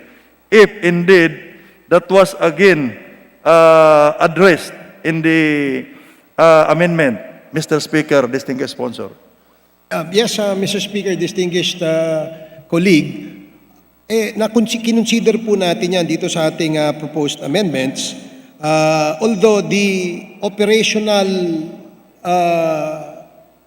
what do you call that? Operational sequence or whatever Rules it of is, engagement, ano ba yan? ito ho ang PIDEA na po ang I share the concern, Mr. Speaker, of my good friend and gentleman from Siargao, that meron talagang malaking problema doon sa coordination. In fact, some of the tips or leaks of operations come from law enforcement mismo. Kaya nga ho, sinasama natin dito, yung kanilang penalty ay mabigat din. Can I ask for a 30-second suspension, Mr. Speaker?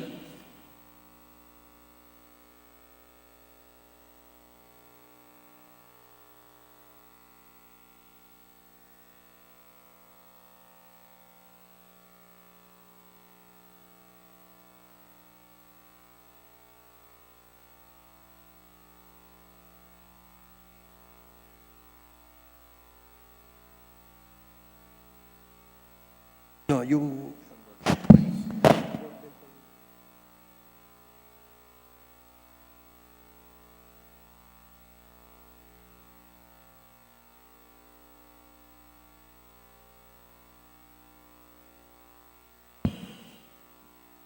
Mr. Speaker, distinguished colleague, sorry it took me a while.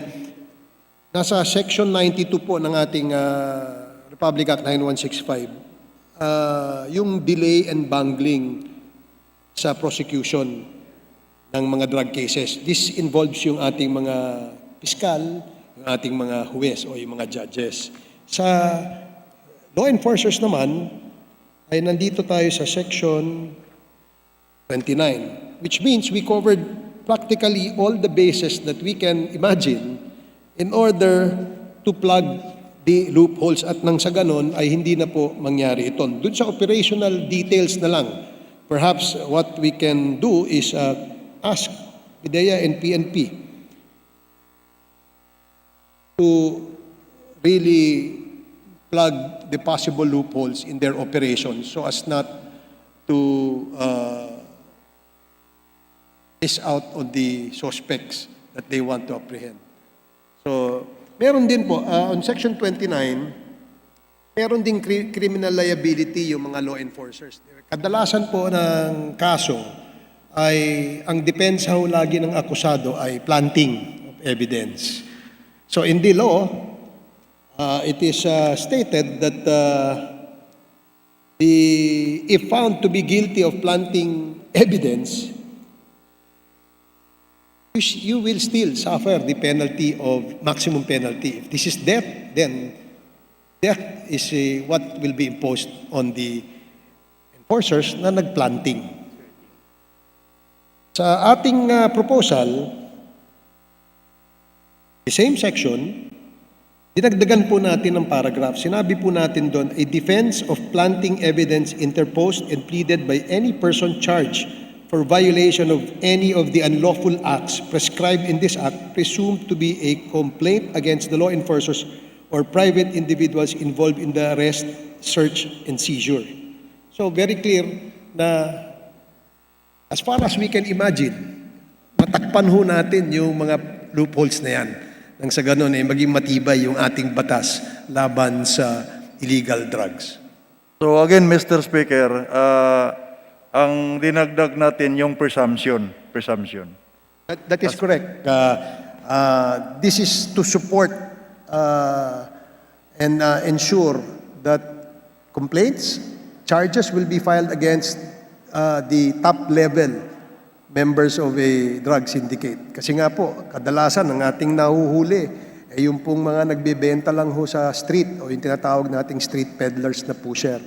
So, but this time, we will run after, if we pass this law, then it will help the prosecution, it will help our Department of Justice, it will help PIDEA and PNP to run after.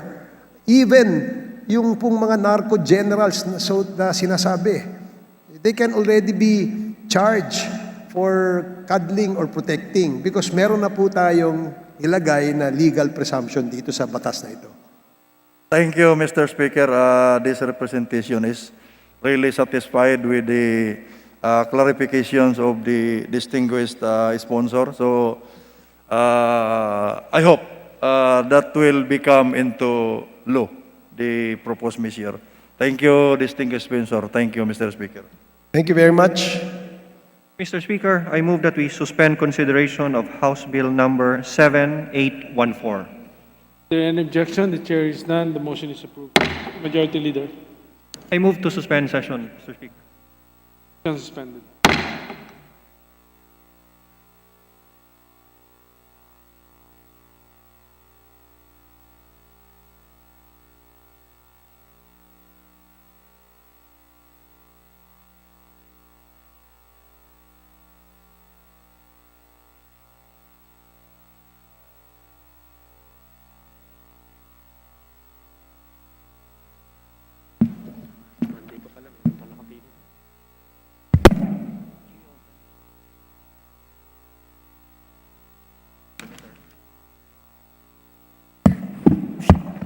I just read of this bill.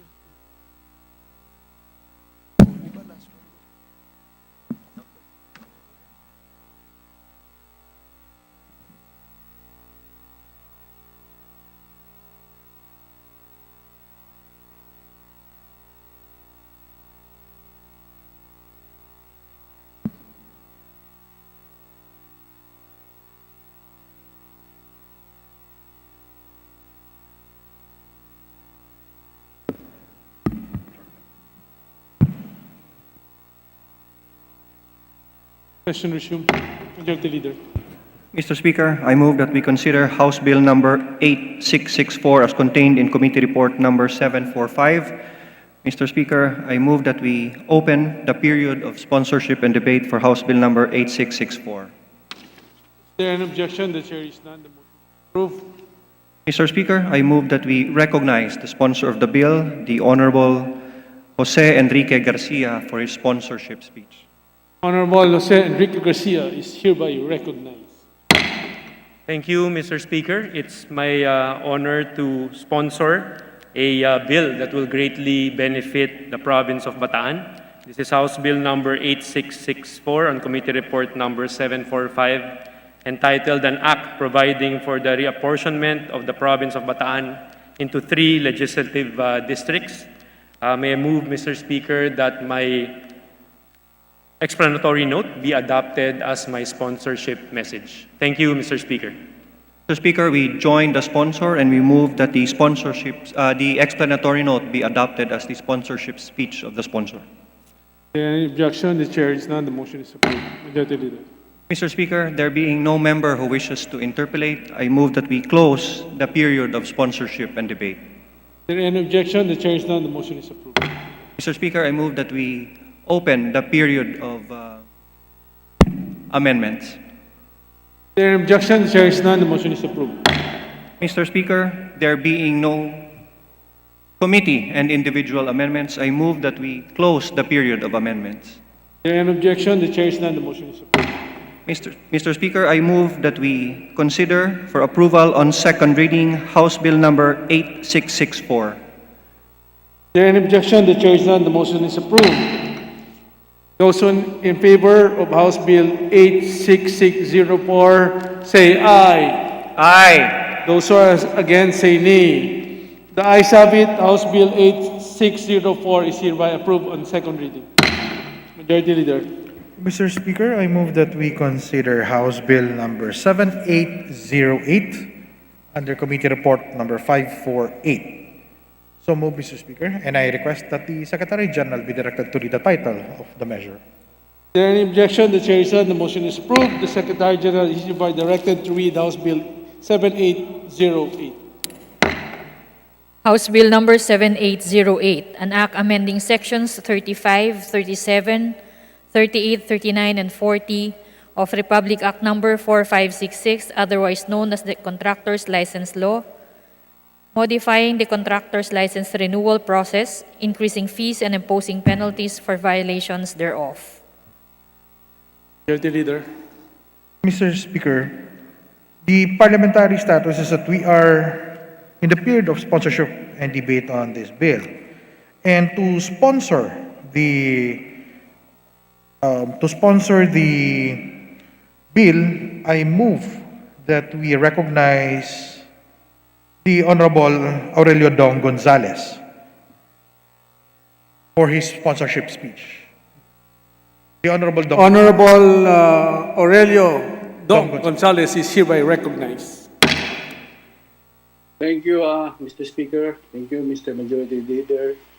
So I'm here to sponsor the amendment of Section 3039 and the Republic Act Number 4566, otherwise known as Contractors License Law.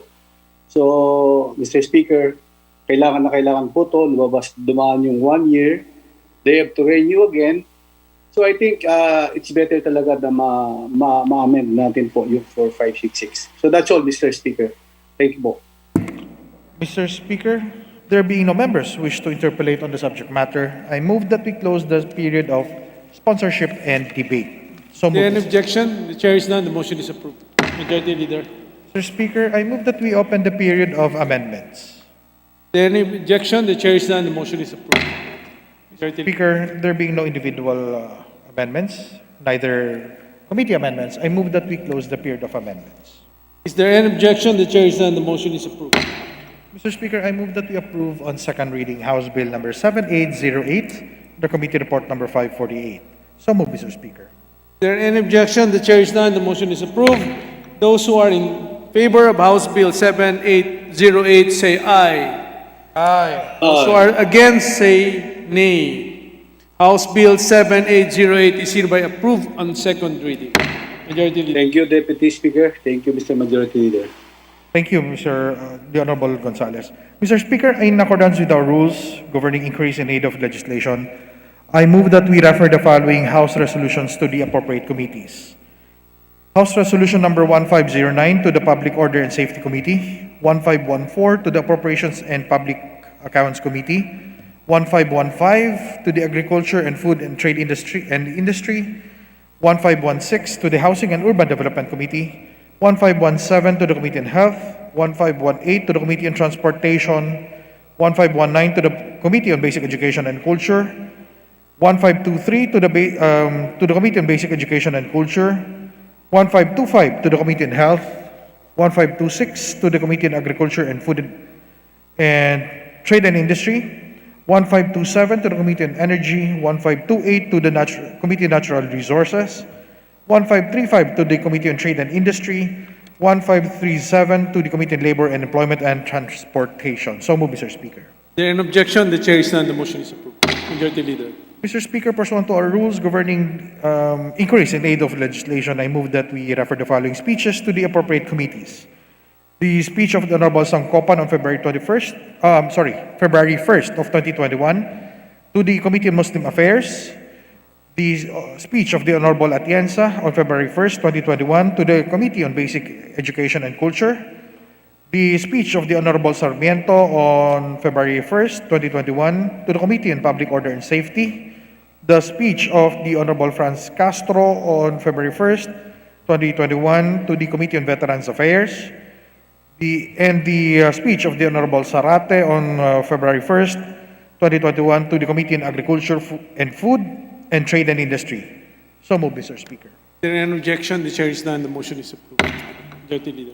Mr. Speaker, I move for the change of referral of the following measures. House Bill number 1357 and 2264 from the Committee on Women and Gender Equality to the Committee on Population and Family Relations. House Bill number 8428 from the Special Committee on Creative Industry and Performing Arts to the Committee on Local Government. House Resolution number 1152 from the Committee on Labor and Employment to the Committee on Overseas Workers Affairs. So move, Mr. Speaker. There an objection? The chair is none. The motion is approved. Majority Leader. Mr. Speaker, I move that we include additional co-authors on House Bill numbers 8631, 8632, 8606, House Resolutions number 734, and resolutions of both houses number 2 as contained in the list to be submitted by the Committee on Rules. So move, Mr. Speaker. There an objection? The chair is none. The motion is approved. Majority Leader.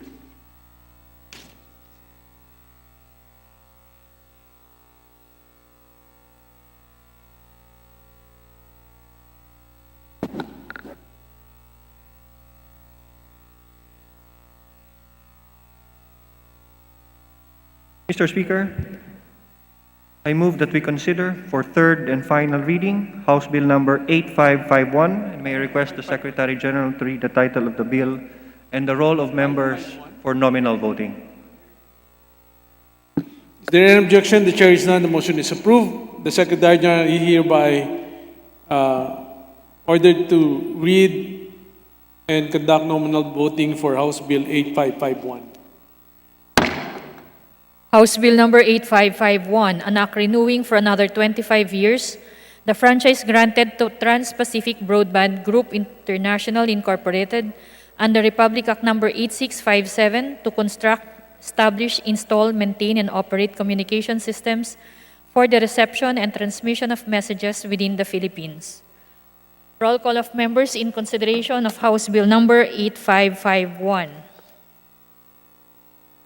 Abante, Abaya, Abellanosa, Abu, Abueg Saldivar, Abunda, Acop, Acosta, Acosta Alba, Adyong, Advincula, Agabas, Agaraw, Aglipay, Aguinaldo, Albano, Almario, Alonte, Alvarez Franz, Alvarez Genaro, Alvarez Pantaleon, Amante Matba, Amatong, Angara, Aragones, Arbison, Arenas, Arroyo, Atienza, Omentado, Babasa, Bagatsing, Balindong, Banyas Nograles, Barba, Barbers, Baronda, Barzaga, Baskug, Bautista, Bautista Bandigan, Belmonte, Benitez, Bernos, Biazon, Billones, Biron, Bolilia, Bondok, Bordado, Bravo, Brosas, Bulut, Bustos, Kabatbat, Cabochan, Cabredo, Cagas, Calderon, Calixto, Caminero, Campos, Canama, Kawagdan, Cardema, Cari, Castelo, Castro Franz, Castro Fredenil, Cayetano Alan Peter, Cayetano Mariela Arni, Celeste, Chato, Chipeco, Chungalao, Co Angelica, Co Elizaldi, Co Juanco, Coliantes, Crisologo, Cua, Quaresma, Cueva, Culyamat, Dagook, Dalipe, Dalog, Daza, De Jesus, De Venecia, Defensor Lawrence, Defensor Michael, De Los Santos, De Loso Montalia, Dimaporo, Abdullah, Dimaporo Khalid, Duavit, Duhali, Duterte, D. Faustino Ino, D. Faustino Michael, D. Ian, Ebcas, Ecleo, Elago, Enverga, Erice, Erigel, Ermita Buhain, Escudero, Espina, Espino, Estrella, Fariñas Rudy Cesar, Fariñas Ria, Fernandez, Fernando, Ferrer Juliet, Ferrer Luis, Flores, Fortun, Fortuno, Frasco, Fuentebella, Gaite, Garbin, Garcia Jose Enrique, Garcia Pablo Jan, Garcia Vincent, Garin Janet, Garin Sharon, Gasataya, Gatchalian, Gato, Heron, Go Mark, and Gonzaga, Gonzales Aurelio, Gonzales Neptali, Sandro, Gonzales Sandro, Goriseta, Gico, Gulias, Guya, Haresco, Hataman, Hernandez, Herrera D, Hofer,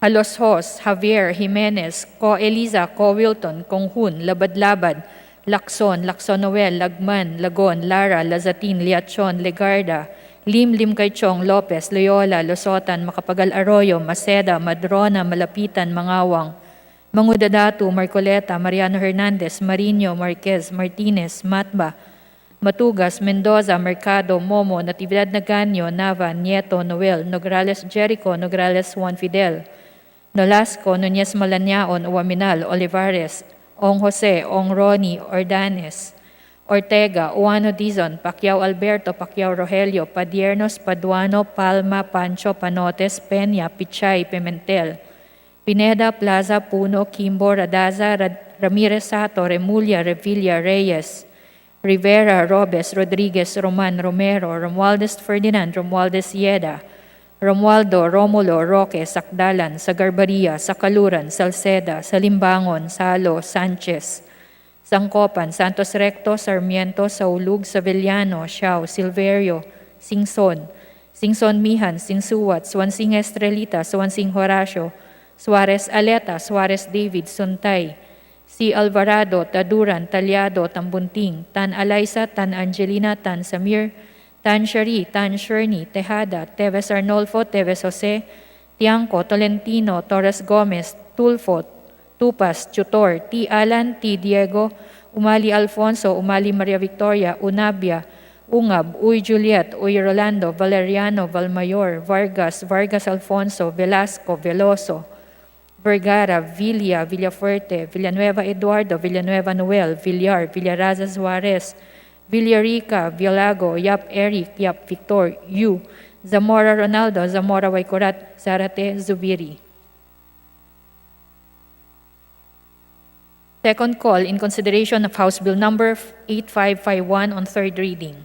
Abante, Abaya, Abellanosa, Acosta, Acosta Alba, Adyong, Agaraw, Aguinaldo, Alvarez Pantaleon, Amatong, Aragones, Arenas, Omentado, Bagatsing, Barzaga, Bernos, Biron, Bulut, Kabatbat, Kanama, Cardema, Kari, Coangco, Kisrologo, Dalipe, De Jesus, De Venecia, Defensor Michael, Duavit, Di Faustino Ino, Ebcas, Erice, Ermita Buhain, Fariñas, Rudy Cesar, Fernandez, Fernando, Flores, Fortun, Garbin, Garin Sharon, Gatchalian, Guya, Haloshos, Co Wilton, Konghun, Liachon, Lopez, Macapagal Arroyo, Mangawang, Magudadatu, Marcoleta, Marino, Matba, Mercado, Nograles 1, Nolasco, Nunez Malanyaon, Uwaminal, Ordanes, Panotes, Pichay, Pimentel, Pineda, Roman, Romero, Sagarbaria, Salceda, Santos Recto, Saulug, Singson, Suarez Aleta, Suarez David, C. Alvarado, Taduran, Talyado,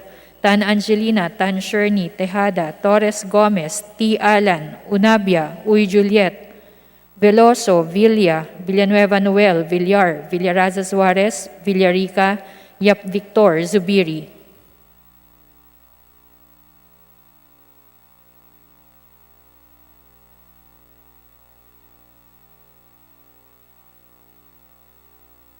With 2,007 members voting in the affirmative, 0 in the negative, 0 abstention, House Bill 8551 is hereby approved on third reading. Majority Leader. Mr. Speaker, Mr. Speaker, for local bills, establishment of peaceport, I move that we consider on third and final reading House Bill 8550, and thereafter may request the Secretary General be directed to read the title of the bill, and thereafter to call the roll for nominal voting. Is there any objection? The chair hears none. The motion is approved. The Secretary General is hereby directed to read and conduct nominal voting. House Bill 8550. House Bill 8550, an act establishing a fish port and fish processing facilities in the city of Oroquieta, province of Misamis Occidental, and appropriating funds therefore. Roll call of members in consideration of House Bill number 8550. Abante, Abaya, Abellanosa, Abu, Abueg, Saldivar, Abunda, Acop, Acosta Alba, Adyong, Advincula, Agabas, Agarao, Aglipay, Aguinaldo, Albano, Almario, Alonte, Alvarez, Franz, Alvarez Hinaro, Alvarez Pantaleon, Amante Matba, Amatong, Angara, Aragones, Arbison, Arenas, Arroyo, Atienza, Aumentado, Babasa, Bagatsing, Balindong, Banyas Nograles, Barba, Barbers, Baroda, Barzaga, Bascug, Bautista, Bandigan, Belmonte, Benitez, Bernos, Biazon, Billones, Biron, Bolilia, Bondoc, Bordado, Bravo, Brosas, Bulot, Bustos, Kabatbat, Kabochan, Cabredo, Cagas, Calderon, Calixto, Caminero, Campos, Canama, Coagdan, Cardema, Cari, Castelo, Castro France, Castro Frednil, Cayetano, Alan Peter, Cayetano Maria, Larni, Celeste, Chato, Chipeco, Chungalao, Co Angelica, Co Elzalde, Coanco, Colliantes, Crisologo, Cuba, Quaresma, Cueva, Juliamat, Dago, Dalipe, Dalog, Daza, De Jesus, De Venecia, Defensor Lawrence, Defensor Michael, De Los Santos, De Loso, Montalia, Dimaporo Abdullah, Dimaporo Khalid, Duavit, Duhali, Duterte, Di Faustino Ino, Di Faustino Michael, Di Ian, Ebcas, Ecleo, Elago, Enverga, Erice, Erigel, Ermina Buhain, Escudero, Espina, Espino, Estrella, Fariñas Ria, Fariñas Rudy Cesar, Fernandez Fernando, Ferrer Juliet, Ferrer Luis, Flores, Fortun, Fortuno, Carrasco, Fuentebella, Gaite, Garbin, Garcia, Jose Enrique, Garcia Pablo, John, Garcia Vincent, Garin Janet, Garin Sharon, Gasataya, Gatchalian, Gato, Heroin, Goed, Gomark, Gonzaga, Gonzales Aurelio, Gonzales Neftali, Gonzales Sandro, Gorisita, Guico, Gullas, Guya, Haresco, Hataman, Hernandez, Herrera D, Hofer, Halosos, Javier Jimenez, Ko Elisa, Ko Wilton, Kong Hun, Labad, Lacson Noel, Lagman, Lagon, Lara, Lazatin, Liachon, Legarda, Lim, Linkay Chong, Lopez, Luzola, Lusotan, Bacapagal Arroyo, Maceda, Madrona, Malapitan, mga Ngawong, Mangungudato, Marcoleta, Maria Hernandez, Marino, Marquez, Martinez, Matba, Matugas, Mendoza, Mercado, Momo, Natividad, Nagaño, Nava, Nieto, Noel, Nograles, Jericho, Nograles Juan, Nolasco, Nunez, Palañao, Uaminal, Olivares, Ong Jose, Ong Ronnie, Ordanes, Ortega, Owano, Dizon, Pacquiao, Alberto, Pacquiao, Rogelio, Padiernos, Paduano, Palma, Pancho, Panotes, Peña, Pichay, Pimentel, Pineda, Plaza, Puno, Kimbo, Radaza, Ramirez Sato, Remulla, Revilla, Reyes, Rivera, Robes, Rodriguez, Roman, Romero, Romualdez Ferdinand, Romualdez Sieda, Romualdo, Romulo, Roque, Sakdalan, Sagabaria, Sakaluran, Salceda, Salimbangon, Salo, Sanchez, Sancopan, Santos Recto, Sarmiento, Saulog, Sabeliano, Xiao, Silverio, Singson, Mihan, Sinsuat, Suat Sing, Estrelita, Swan Sing, Horacio, Suarez, Aleta, Suarez, David, Suntay, C. Alvarado, Taduran, Talyado, Tambunting, Tan Alaisa, Tan Angelina, Tan Samir, Tan Sheri, Tan Sherni, Tejada, Teves Arnolfo, Teves Jose, Tianco, Tolentino, Torres Gomez, Tulfo, Tupas, Tutor, T. Alan, T. Diego, Marley Alfonso, Marley Mario Victoria, Unavia, Unga, Uy Juliet, Uy Rolando, Valeriano, Valmayor, Vargas, Alfonso, Velasco, Veloso, Vergara, Villafuerte, Villanueva, Eduardo, Villanueva, Noel, Villar, Villaraza, Suarez, Villarica, Yalago, Yap, Eric, Yap, Victor, Yu, Zamora, Ronaldo, Zamora, Waikurat, Zarate, Zubiri. Second call for House Bill 8550.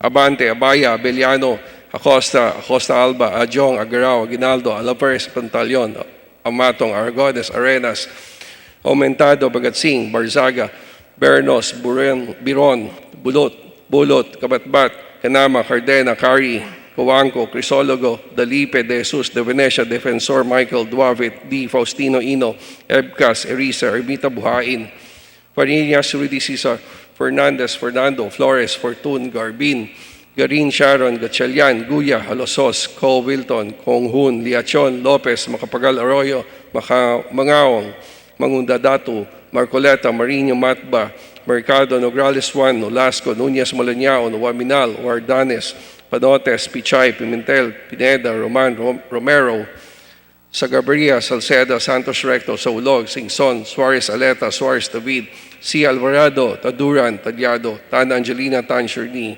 Tejada, Torres Gomez, T. Alan, Unabia, Uy Juliet, Veloso, Villanueva Noel, Villar, Villaraza, Suarez, Villarica, Yap, Victor, Zubiri.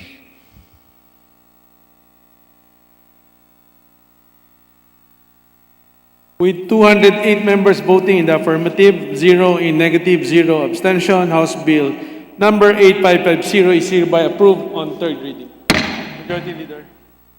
Mr. Speaker, all our local bills for separation and renaming of barangays.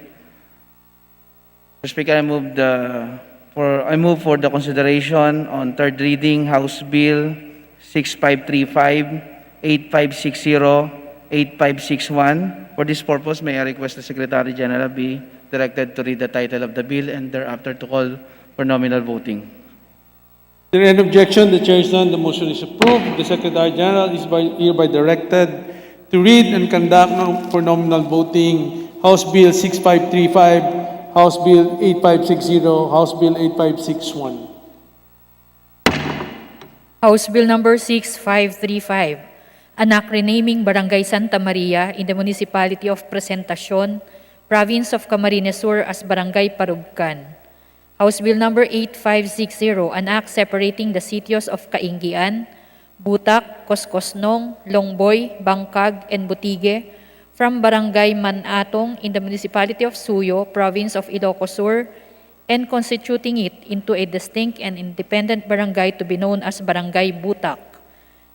House Bill Number 8561, an act separating the sitios of Kimbuaya, Longboy, Bulala, Kinapian, Indadangan, Kumanibe, and Makaag from Barangay Suyo proper in the Municipality of Suyo, Province of Ilocos Sur, and constituting it into a distinct and independent barangay to be known as Barangay Kinapian. Roll call of members in consideration of House Bill Numbers 6535, 8560, and 8561.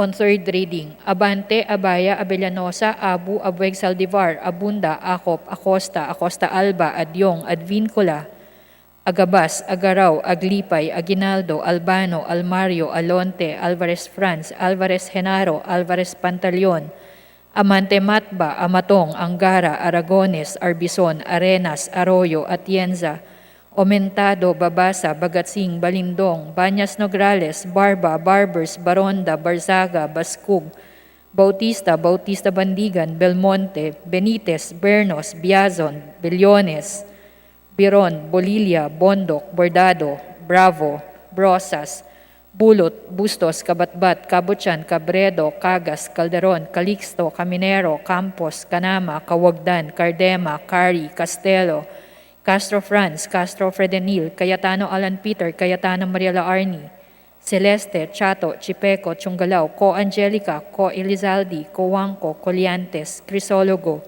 Cuwa, Quaresma, Cueva, Culyamat, Dagook, Dalipe, Dalog, Daza, De Jesus, De Venecia, Defensor Lawrence, Defensor Michael de los Santos, De Losa Montalia, Dimaporo Abdullah, Dimaporo Khalid, Duavit Duhali Duterte, Di Faustino Ino, Di Faustino Michael, Di Ian, Ebcas, Ecleo, Elago, Enverga, Erice, Erigel, Ermita Buhain, Escudero, Espina, Espino, Estrella, Fariñas Ria, Fariñas Rudy Cesar, Fernandez, Fernando, Ferrer Juliet, Ferrer Luis, Flores, Fortun, Fortuno, Frasco, Fuentebella, Gaite, Garbin, Garcia Jose Enrique, Garcia Pablo Jan, Garcia Vincent, Garin Janet, Garin Sharon, Gasataya, Gatchalian, Gato, Heron, Go Ed, Go Mark, Gonzaga, Gonzales Aurelio, Gonzales Neptali, Gonzales Sandro, Goriseta, Gico, Gulias, Guya, Haresco, Hataman, Hernandez, Herrera D, Hofer, Halosos, Javier, Jimenez, Co Elisa, Co Wilton, Kunghun,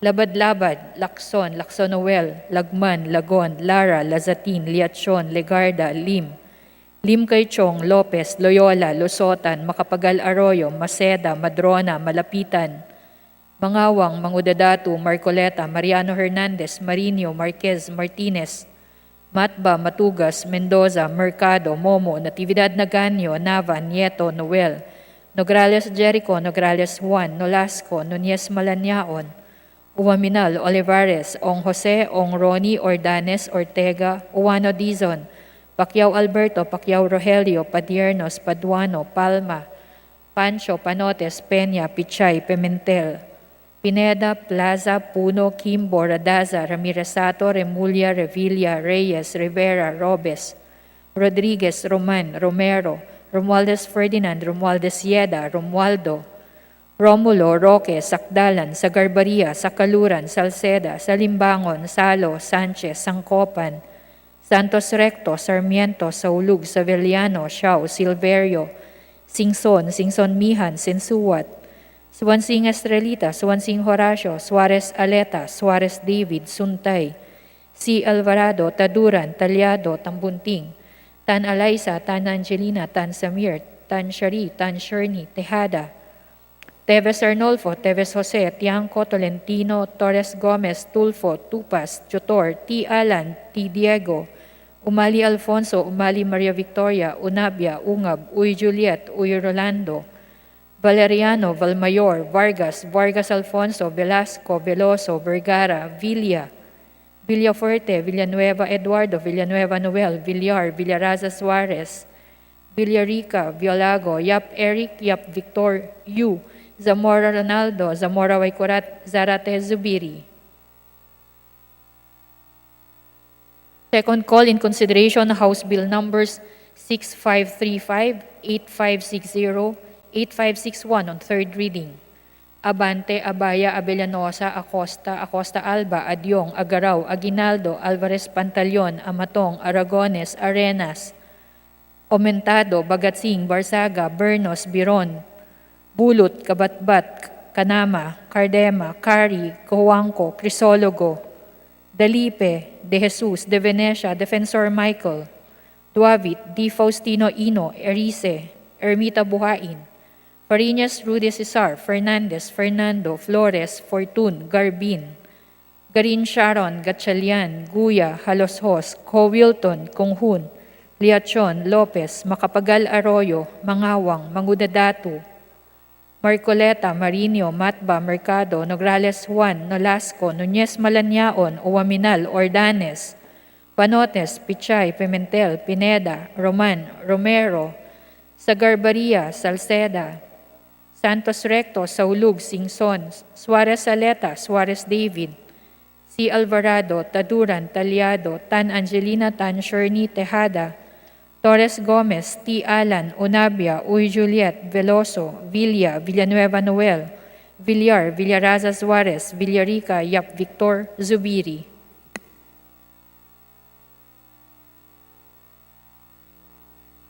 With 209 members voting in affirmative, 0 in negative, 0 abstention, House Bills number 6535, 8560, 8561 is hereby approved on third and final reading. Majority Leader. Mr. Speaker, for local bills for local legislative franchise, Mr. Speaker, I move that for consideration on third reading, House Bill 8555.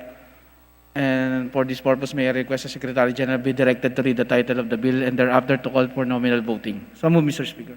Any objection? The chair is none. The motion is approved. The Secretary General is hereby directed to read House Bill 8555 and conduct nominal voting.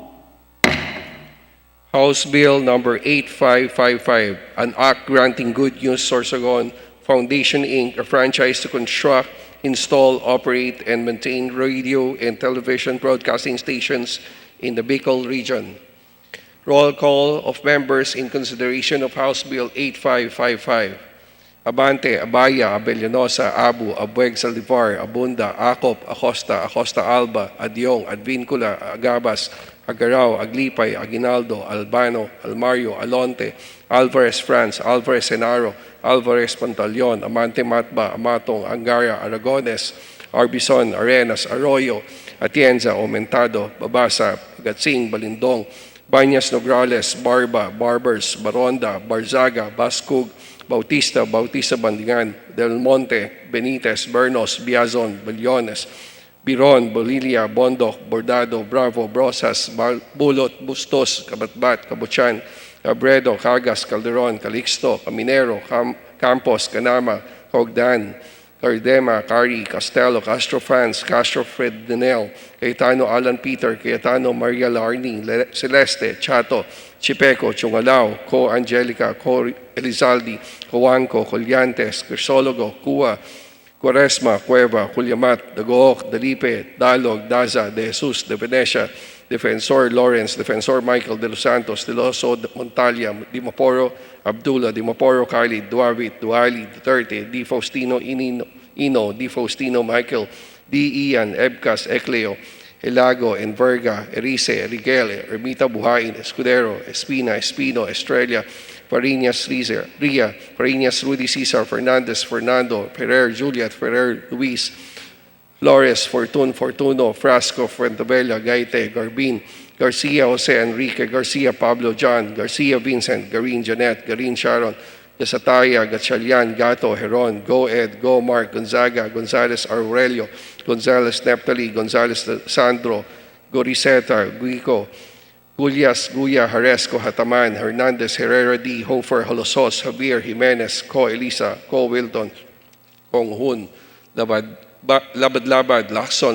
Lacson Noel, Lagman, Lagon, Lara, Lazatin, Iachon, Legarda, Lim Kaichong, Lopez, Loyola, Tusotan, Mancapagal, Areo, Maceda, Madrona, Malapitan, Mangawang, Mangungudato, Marcoleta, Mariano, Hernandez, Marino, Marquez, Martinez, Matba, Matugas, Mendoza, Mercado, Momo, Antitibidad, Naganyon, Nava, Nieto, Noel, Nograles, Jericho, Nograles Juan, Nolasco, Nunez, Malañao, Waminal, Olivares, Ong Jose, Ong Ronnie, Ordanes, Ortega, Juano, Dizon, Pacquiao, Alberto, Pacquiao, Rogelio, Padiernos, Paduano, Palma, Pancho, Panotes, Peña, Pichay, Pimentel, Pineda, Plaza, Puno, Kimbo, Radaza, Ramirez, Sato, Remulla, Revilla, Reyes, Rivera, Robes, Rodriguez, Roman, Romero, Romualdez, Ferdinand, Romualdez, Sieda, Romualdo, Romulo, Roque, Sakdalan, Sagaveria, Sacaluran, Salcedo, Salimbangon, Salo, Sanchez, Sancopan, Santos Rector, Sarmiento, Saulog, Savillano,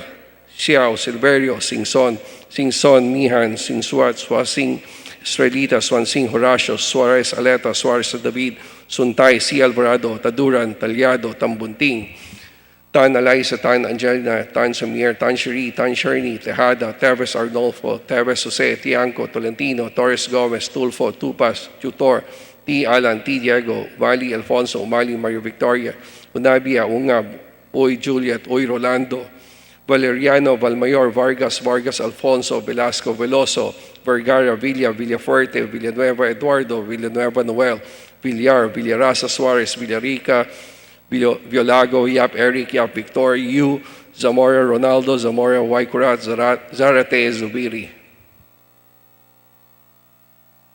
Second call for in consideration of House Bill 8555. Abante, Abaya, Abellanosa, Costa Alba, Adjong, Agrao, Aguinaldo, Alvarez, Pantaleon, Amatong, Aragones, Arenas, Aumentado, Bagatsing, Barsaga, Bernos, Biron, Bulot, Kabatbat, Kanama, Cardeba, Kari, Coangcos, Crisologo, Dalipe, De Jesus, De Venecia, Defensor Michael, Duavit, Di Faustino Ino, Erice, Ermita Buhain, Farinas, Rudy Cesar, Fernandez, Fernando, Flores, Fortun, Garin, Sharon, Gatchalian, Guya, Halosos, Co. Wilton, Kong Hun, Liachon, Lopez, Macapagal Arroyo, Mangawang, Mangungudato, Marcoleta, Marino, Matba, Mercado, Nograles Juan, Nolasco, Nunez, Malañao, Nuaminal, Ordanes, Panotes, Pichay, Pimentel, Pineda, Roman, Romero, Sagabaria, Salceda, Santos Recto, Saulog, Singson, Suarez Aleta, Suarez David, C. Alvarado, Taduran, Talyado, Tan Angelina, Tan Shirin, Tejada, Torres Gomez, T. Alan, Uy Juliet, Veloso, Villa, Villanueva Noel, Villar, Villarasa, Suarez, Villarica, Yap, Victor, Zubiri.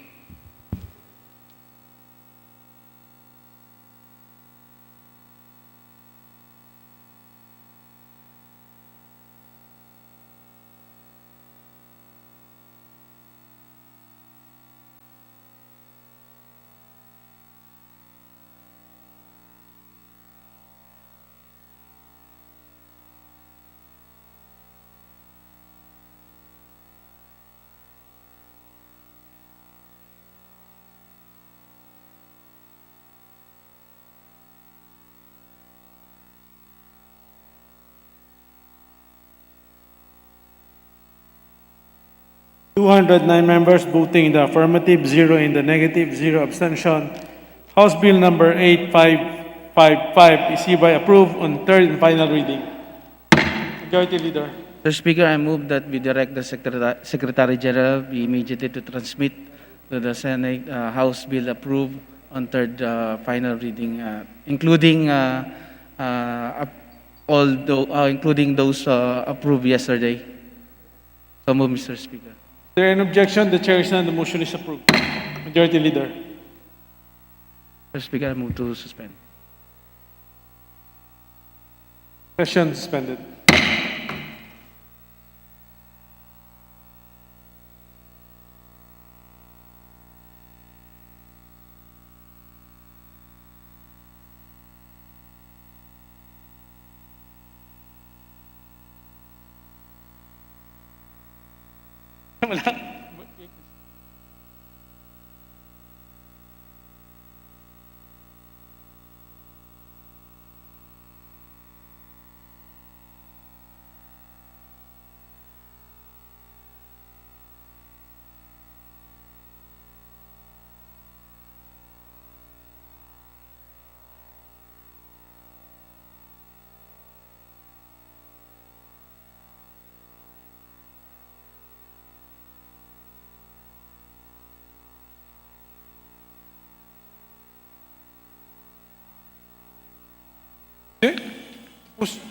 Tapusin na natin.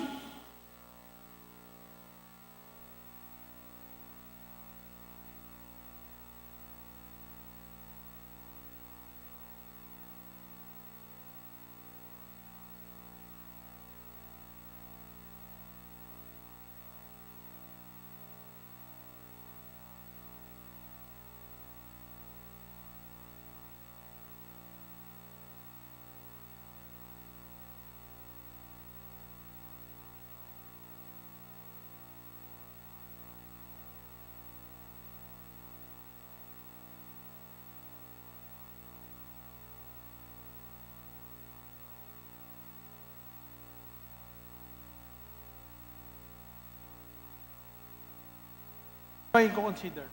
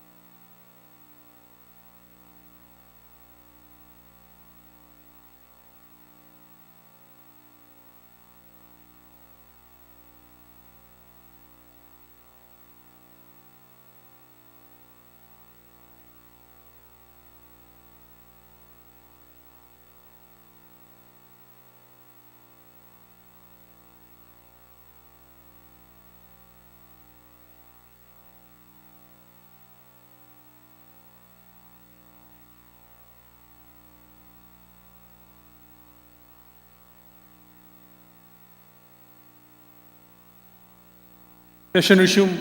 Majority Leader. Mr. Speaker, I move that we consider House Bill number 8631 under Committee Report number 736. May I request that the Secretary General be directed to read the title of the measure. There any objection? The chair is none. The motion is approved. Secretary General is directed to read House Bill 8631. House Bill number 8631, an act granting Philippine citizenship to Bienvenido Morejon Marañon. Majority Leader. Mr. Speaker, the parliamentary status is that we are in the period of sponsorship and debate. With that, I move that we recognize the Honorable Yul Servo Nieto to sponsor House Bill number 8631. So move, Mr. Speaker. There any objection? The chair is none. The motion is approved. Representative Yul Servo of Manila is hereby recognized. Mr. Speaker, nais ko lang po i-manifest na ang explanatory note po ng House Bill 8631 ay maging sponsorship speech po. Maraming salamat po. Mr. Speaker, we join the author and move that the explanatory note be made as the sponsorship There speech. any objection? The chair is none. The motion is approved. Majority Leader. Mr. Speaker, there being no members wish to interpolate on the matter, I move that we close the period of sponsorship and debate. There any objection? The chair is none. The motion is approved. Mr. Speaker, I move that we open the period of amendments. There any objection? The chair is none. The motion is approved. Mr. Speaker, there being no individual members who wish to propose amendments and there are no committee amendments, I move that we close the period of amendments. There any objection? The chair is none. The motion is approved.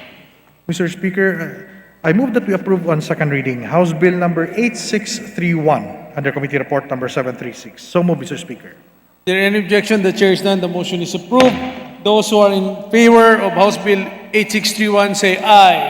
Aye. Those who are against say nay. The ayes have it. House Bill 8631 is hereby approved on second reading. Majority Leader. Mr. Speaker, I move that we consider House Bill number 8606 under Committee Report number 733, and may I request that the Secretary General be directed to read the title of the measure. There any objection? The chair is none. The motion is approved. The Secretary General is directed to read House Bill 8606. House Bill 8606, an act establishing in the municipality of Bukawi, province of Bulacan, a general hospital to be known as the joining Villanueva General Hospital and appropriating funds therefore. Majority Leader. Mr. Speaker, the parliamentary status is that we are in the period of sponsorship and debate, and to sponsor the bill, I move that we recognize the Deputy Speaker, Bernadette Herrera D. So move, Mr. Speaker. There any objection? The chair is none. The motion is approved. Deputy Speaker Bernadette Herrera is hereby recognized. Thank you, Mr. Speaker. Isang malaking karangalan po para sa akin na sponsor po ang bill na to. Alang-alang po sa isang matalik na kaibigan at matalik na kaibigan din po ng ating mahal na Speaker, Lord Alan Velasco, na si Mayor Joni Villanueva, Tugna, na talagang napakalapit po sa atin pong lahat dito sa Kongreso. Nakasama natin ang kanyang asawa, nakasama natin ang kanyang kapatid, at siya mismo ay madalas nating nakasama at nakita natin ang dedikasyon at pagtulong niya sa kanyang bayan, kung gaano kalaki to lumago at kung gaano rin siya namimiss na ng mga taga-Bukawi. And it is just but a fitting tribute to name this hospital after her. Napakaliit na bagay po ito sa napakadami na nagawang kontribusyon ng batang mayorang ito na talagang isang malaking kawalan para sa bayan ng Bukawi. Isang kababayan at isang babaeng leader na tumugon sa pangangailangan ng maraming mamamayan sa bayan ng Bukawi. So, Mr. Speaker, bukod po dito, gusto ko rin pong isama ang explanatory note as part of our sponsorship speech. Thank you, Mr. Speaker. We join the author, Mr. Speaker, and include the explanatory note as part of the sponsorship speech. So move, Mr. Speaker. There any objection? The chair is none. The motion is approved. Majority Leader. Mr. Speaker, there being no members wish to interpolate on the subject matter, I move that we close the period of sponsorship and debate. So move, Mr. Speaker. There any objection? The chair is none. The motion is approved. Mr. Speaker, I move that we open the period of amendments. There any objection? The chair is none. The motion is approved. Mr. Speaker, there being no individual amendments and neither the committee amendment, I move that we close the period of amendments. there any objection? The chair is none. The motion is approved. Majority Leader. Mr. Speaker, I move that we approve on second reading House Bill number 8606 under Committee Report number 733. So move, Mr. Speaker. There any objection? The chair is none. The motion is approved. Those who are in favor of House Bill 8606 say aye. Aye. Those who are against say nay. The ayes have it. House Bill 8606 is hereby approved on second reading. Mr. Speaker, nakalimutan ko po pala idagdag, syempre kasama po natin dito si Deputy Speaker, ang kanyang ama, Brother Eddie Villanueva, kaya isa rin po ito sa mga bagay na nararapat lamang na bigyan natin ng tribute para sa kanyang anak. Maraming salamat po. Noted. Majority Leader. Mr. Speaker, I move that we nominate and elect as member of the Committee on Social Services, the Honorable Ruth Mariano Hernandez, as member of the Committee on Legislative Franchises, the Honorable Emery Lollipop Juano Dizon, Vice, the Honorable Eric Martinez, the Honorable Johnny Pimentel as Vice Chairperson on the Committee on Good Government and Public Accountability, Vice, the Honorable Abraham Bambol Tolentino. So moved, Mr. Speaker. Any objection? The chair is none. The motion is approved. Mr. Speaker, I move that we adjourn session until February 15, Monday at 3 o'clock in the afternoon. So moved, Mr. Speaker. Session suspended Adjourn. till Adjourn. session adjourned Until till Monday. Monday, February 15 at 3 o'clock. Thank you.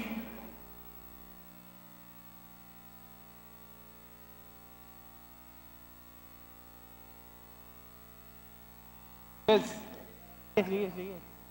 Pwede na. Dapat 2 days, Thursday, Friday. Okay, sir. Sir, palagay lang. Sir. Atin na, sir. Okay, sir.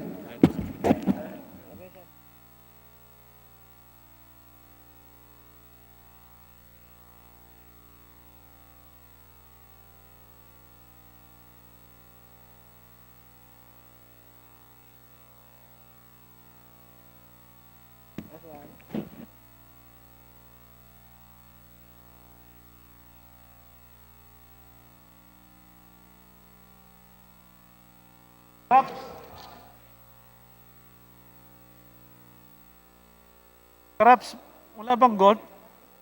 Thursday, Friday, bakante. Thursday, Friday, bakante. Friday pa ako, Friday.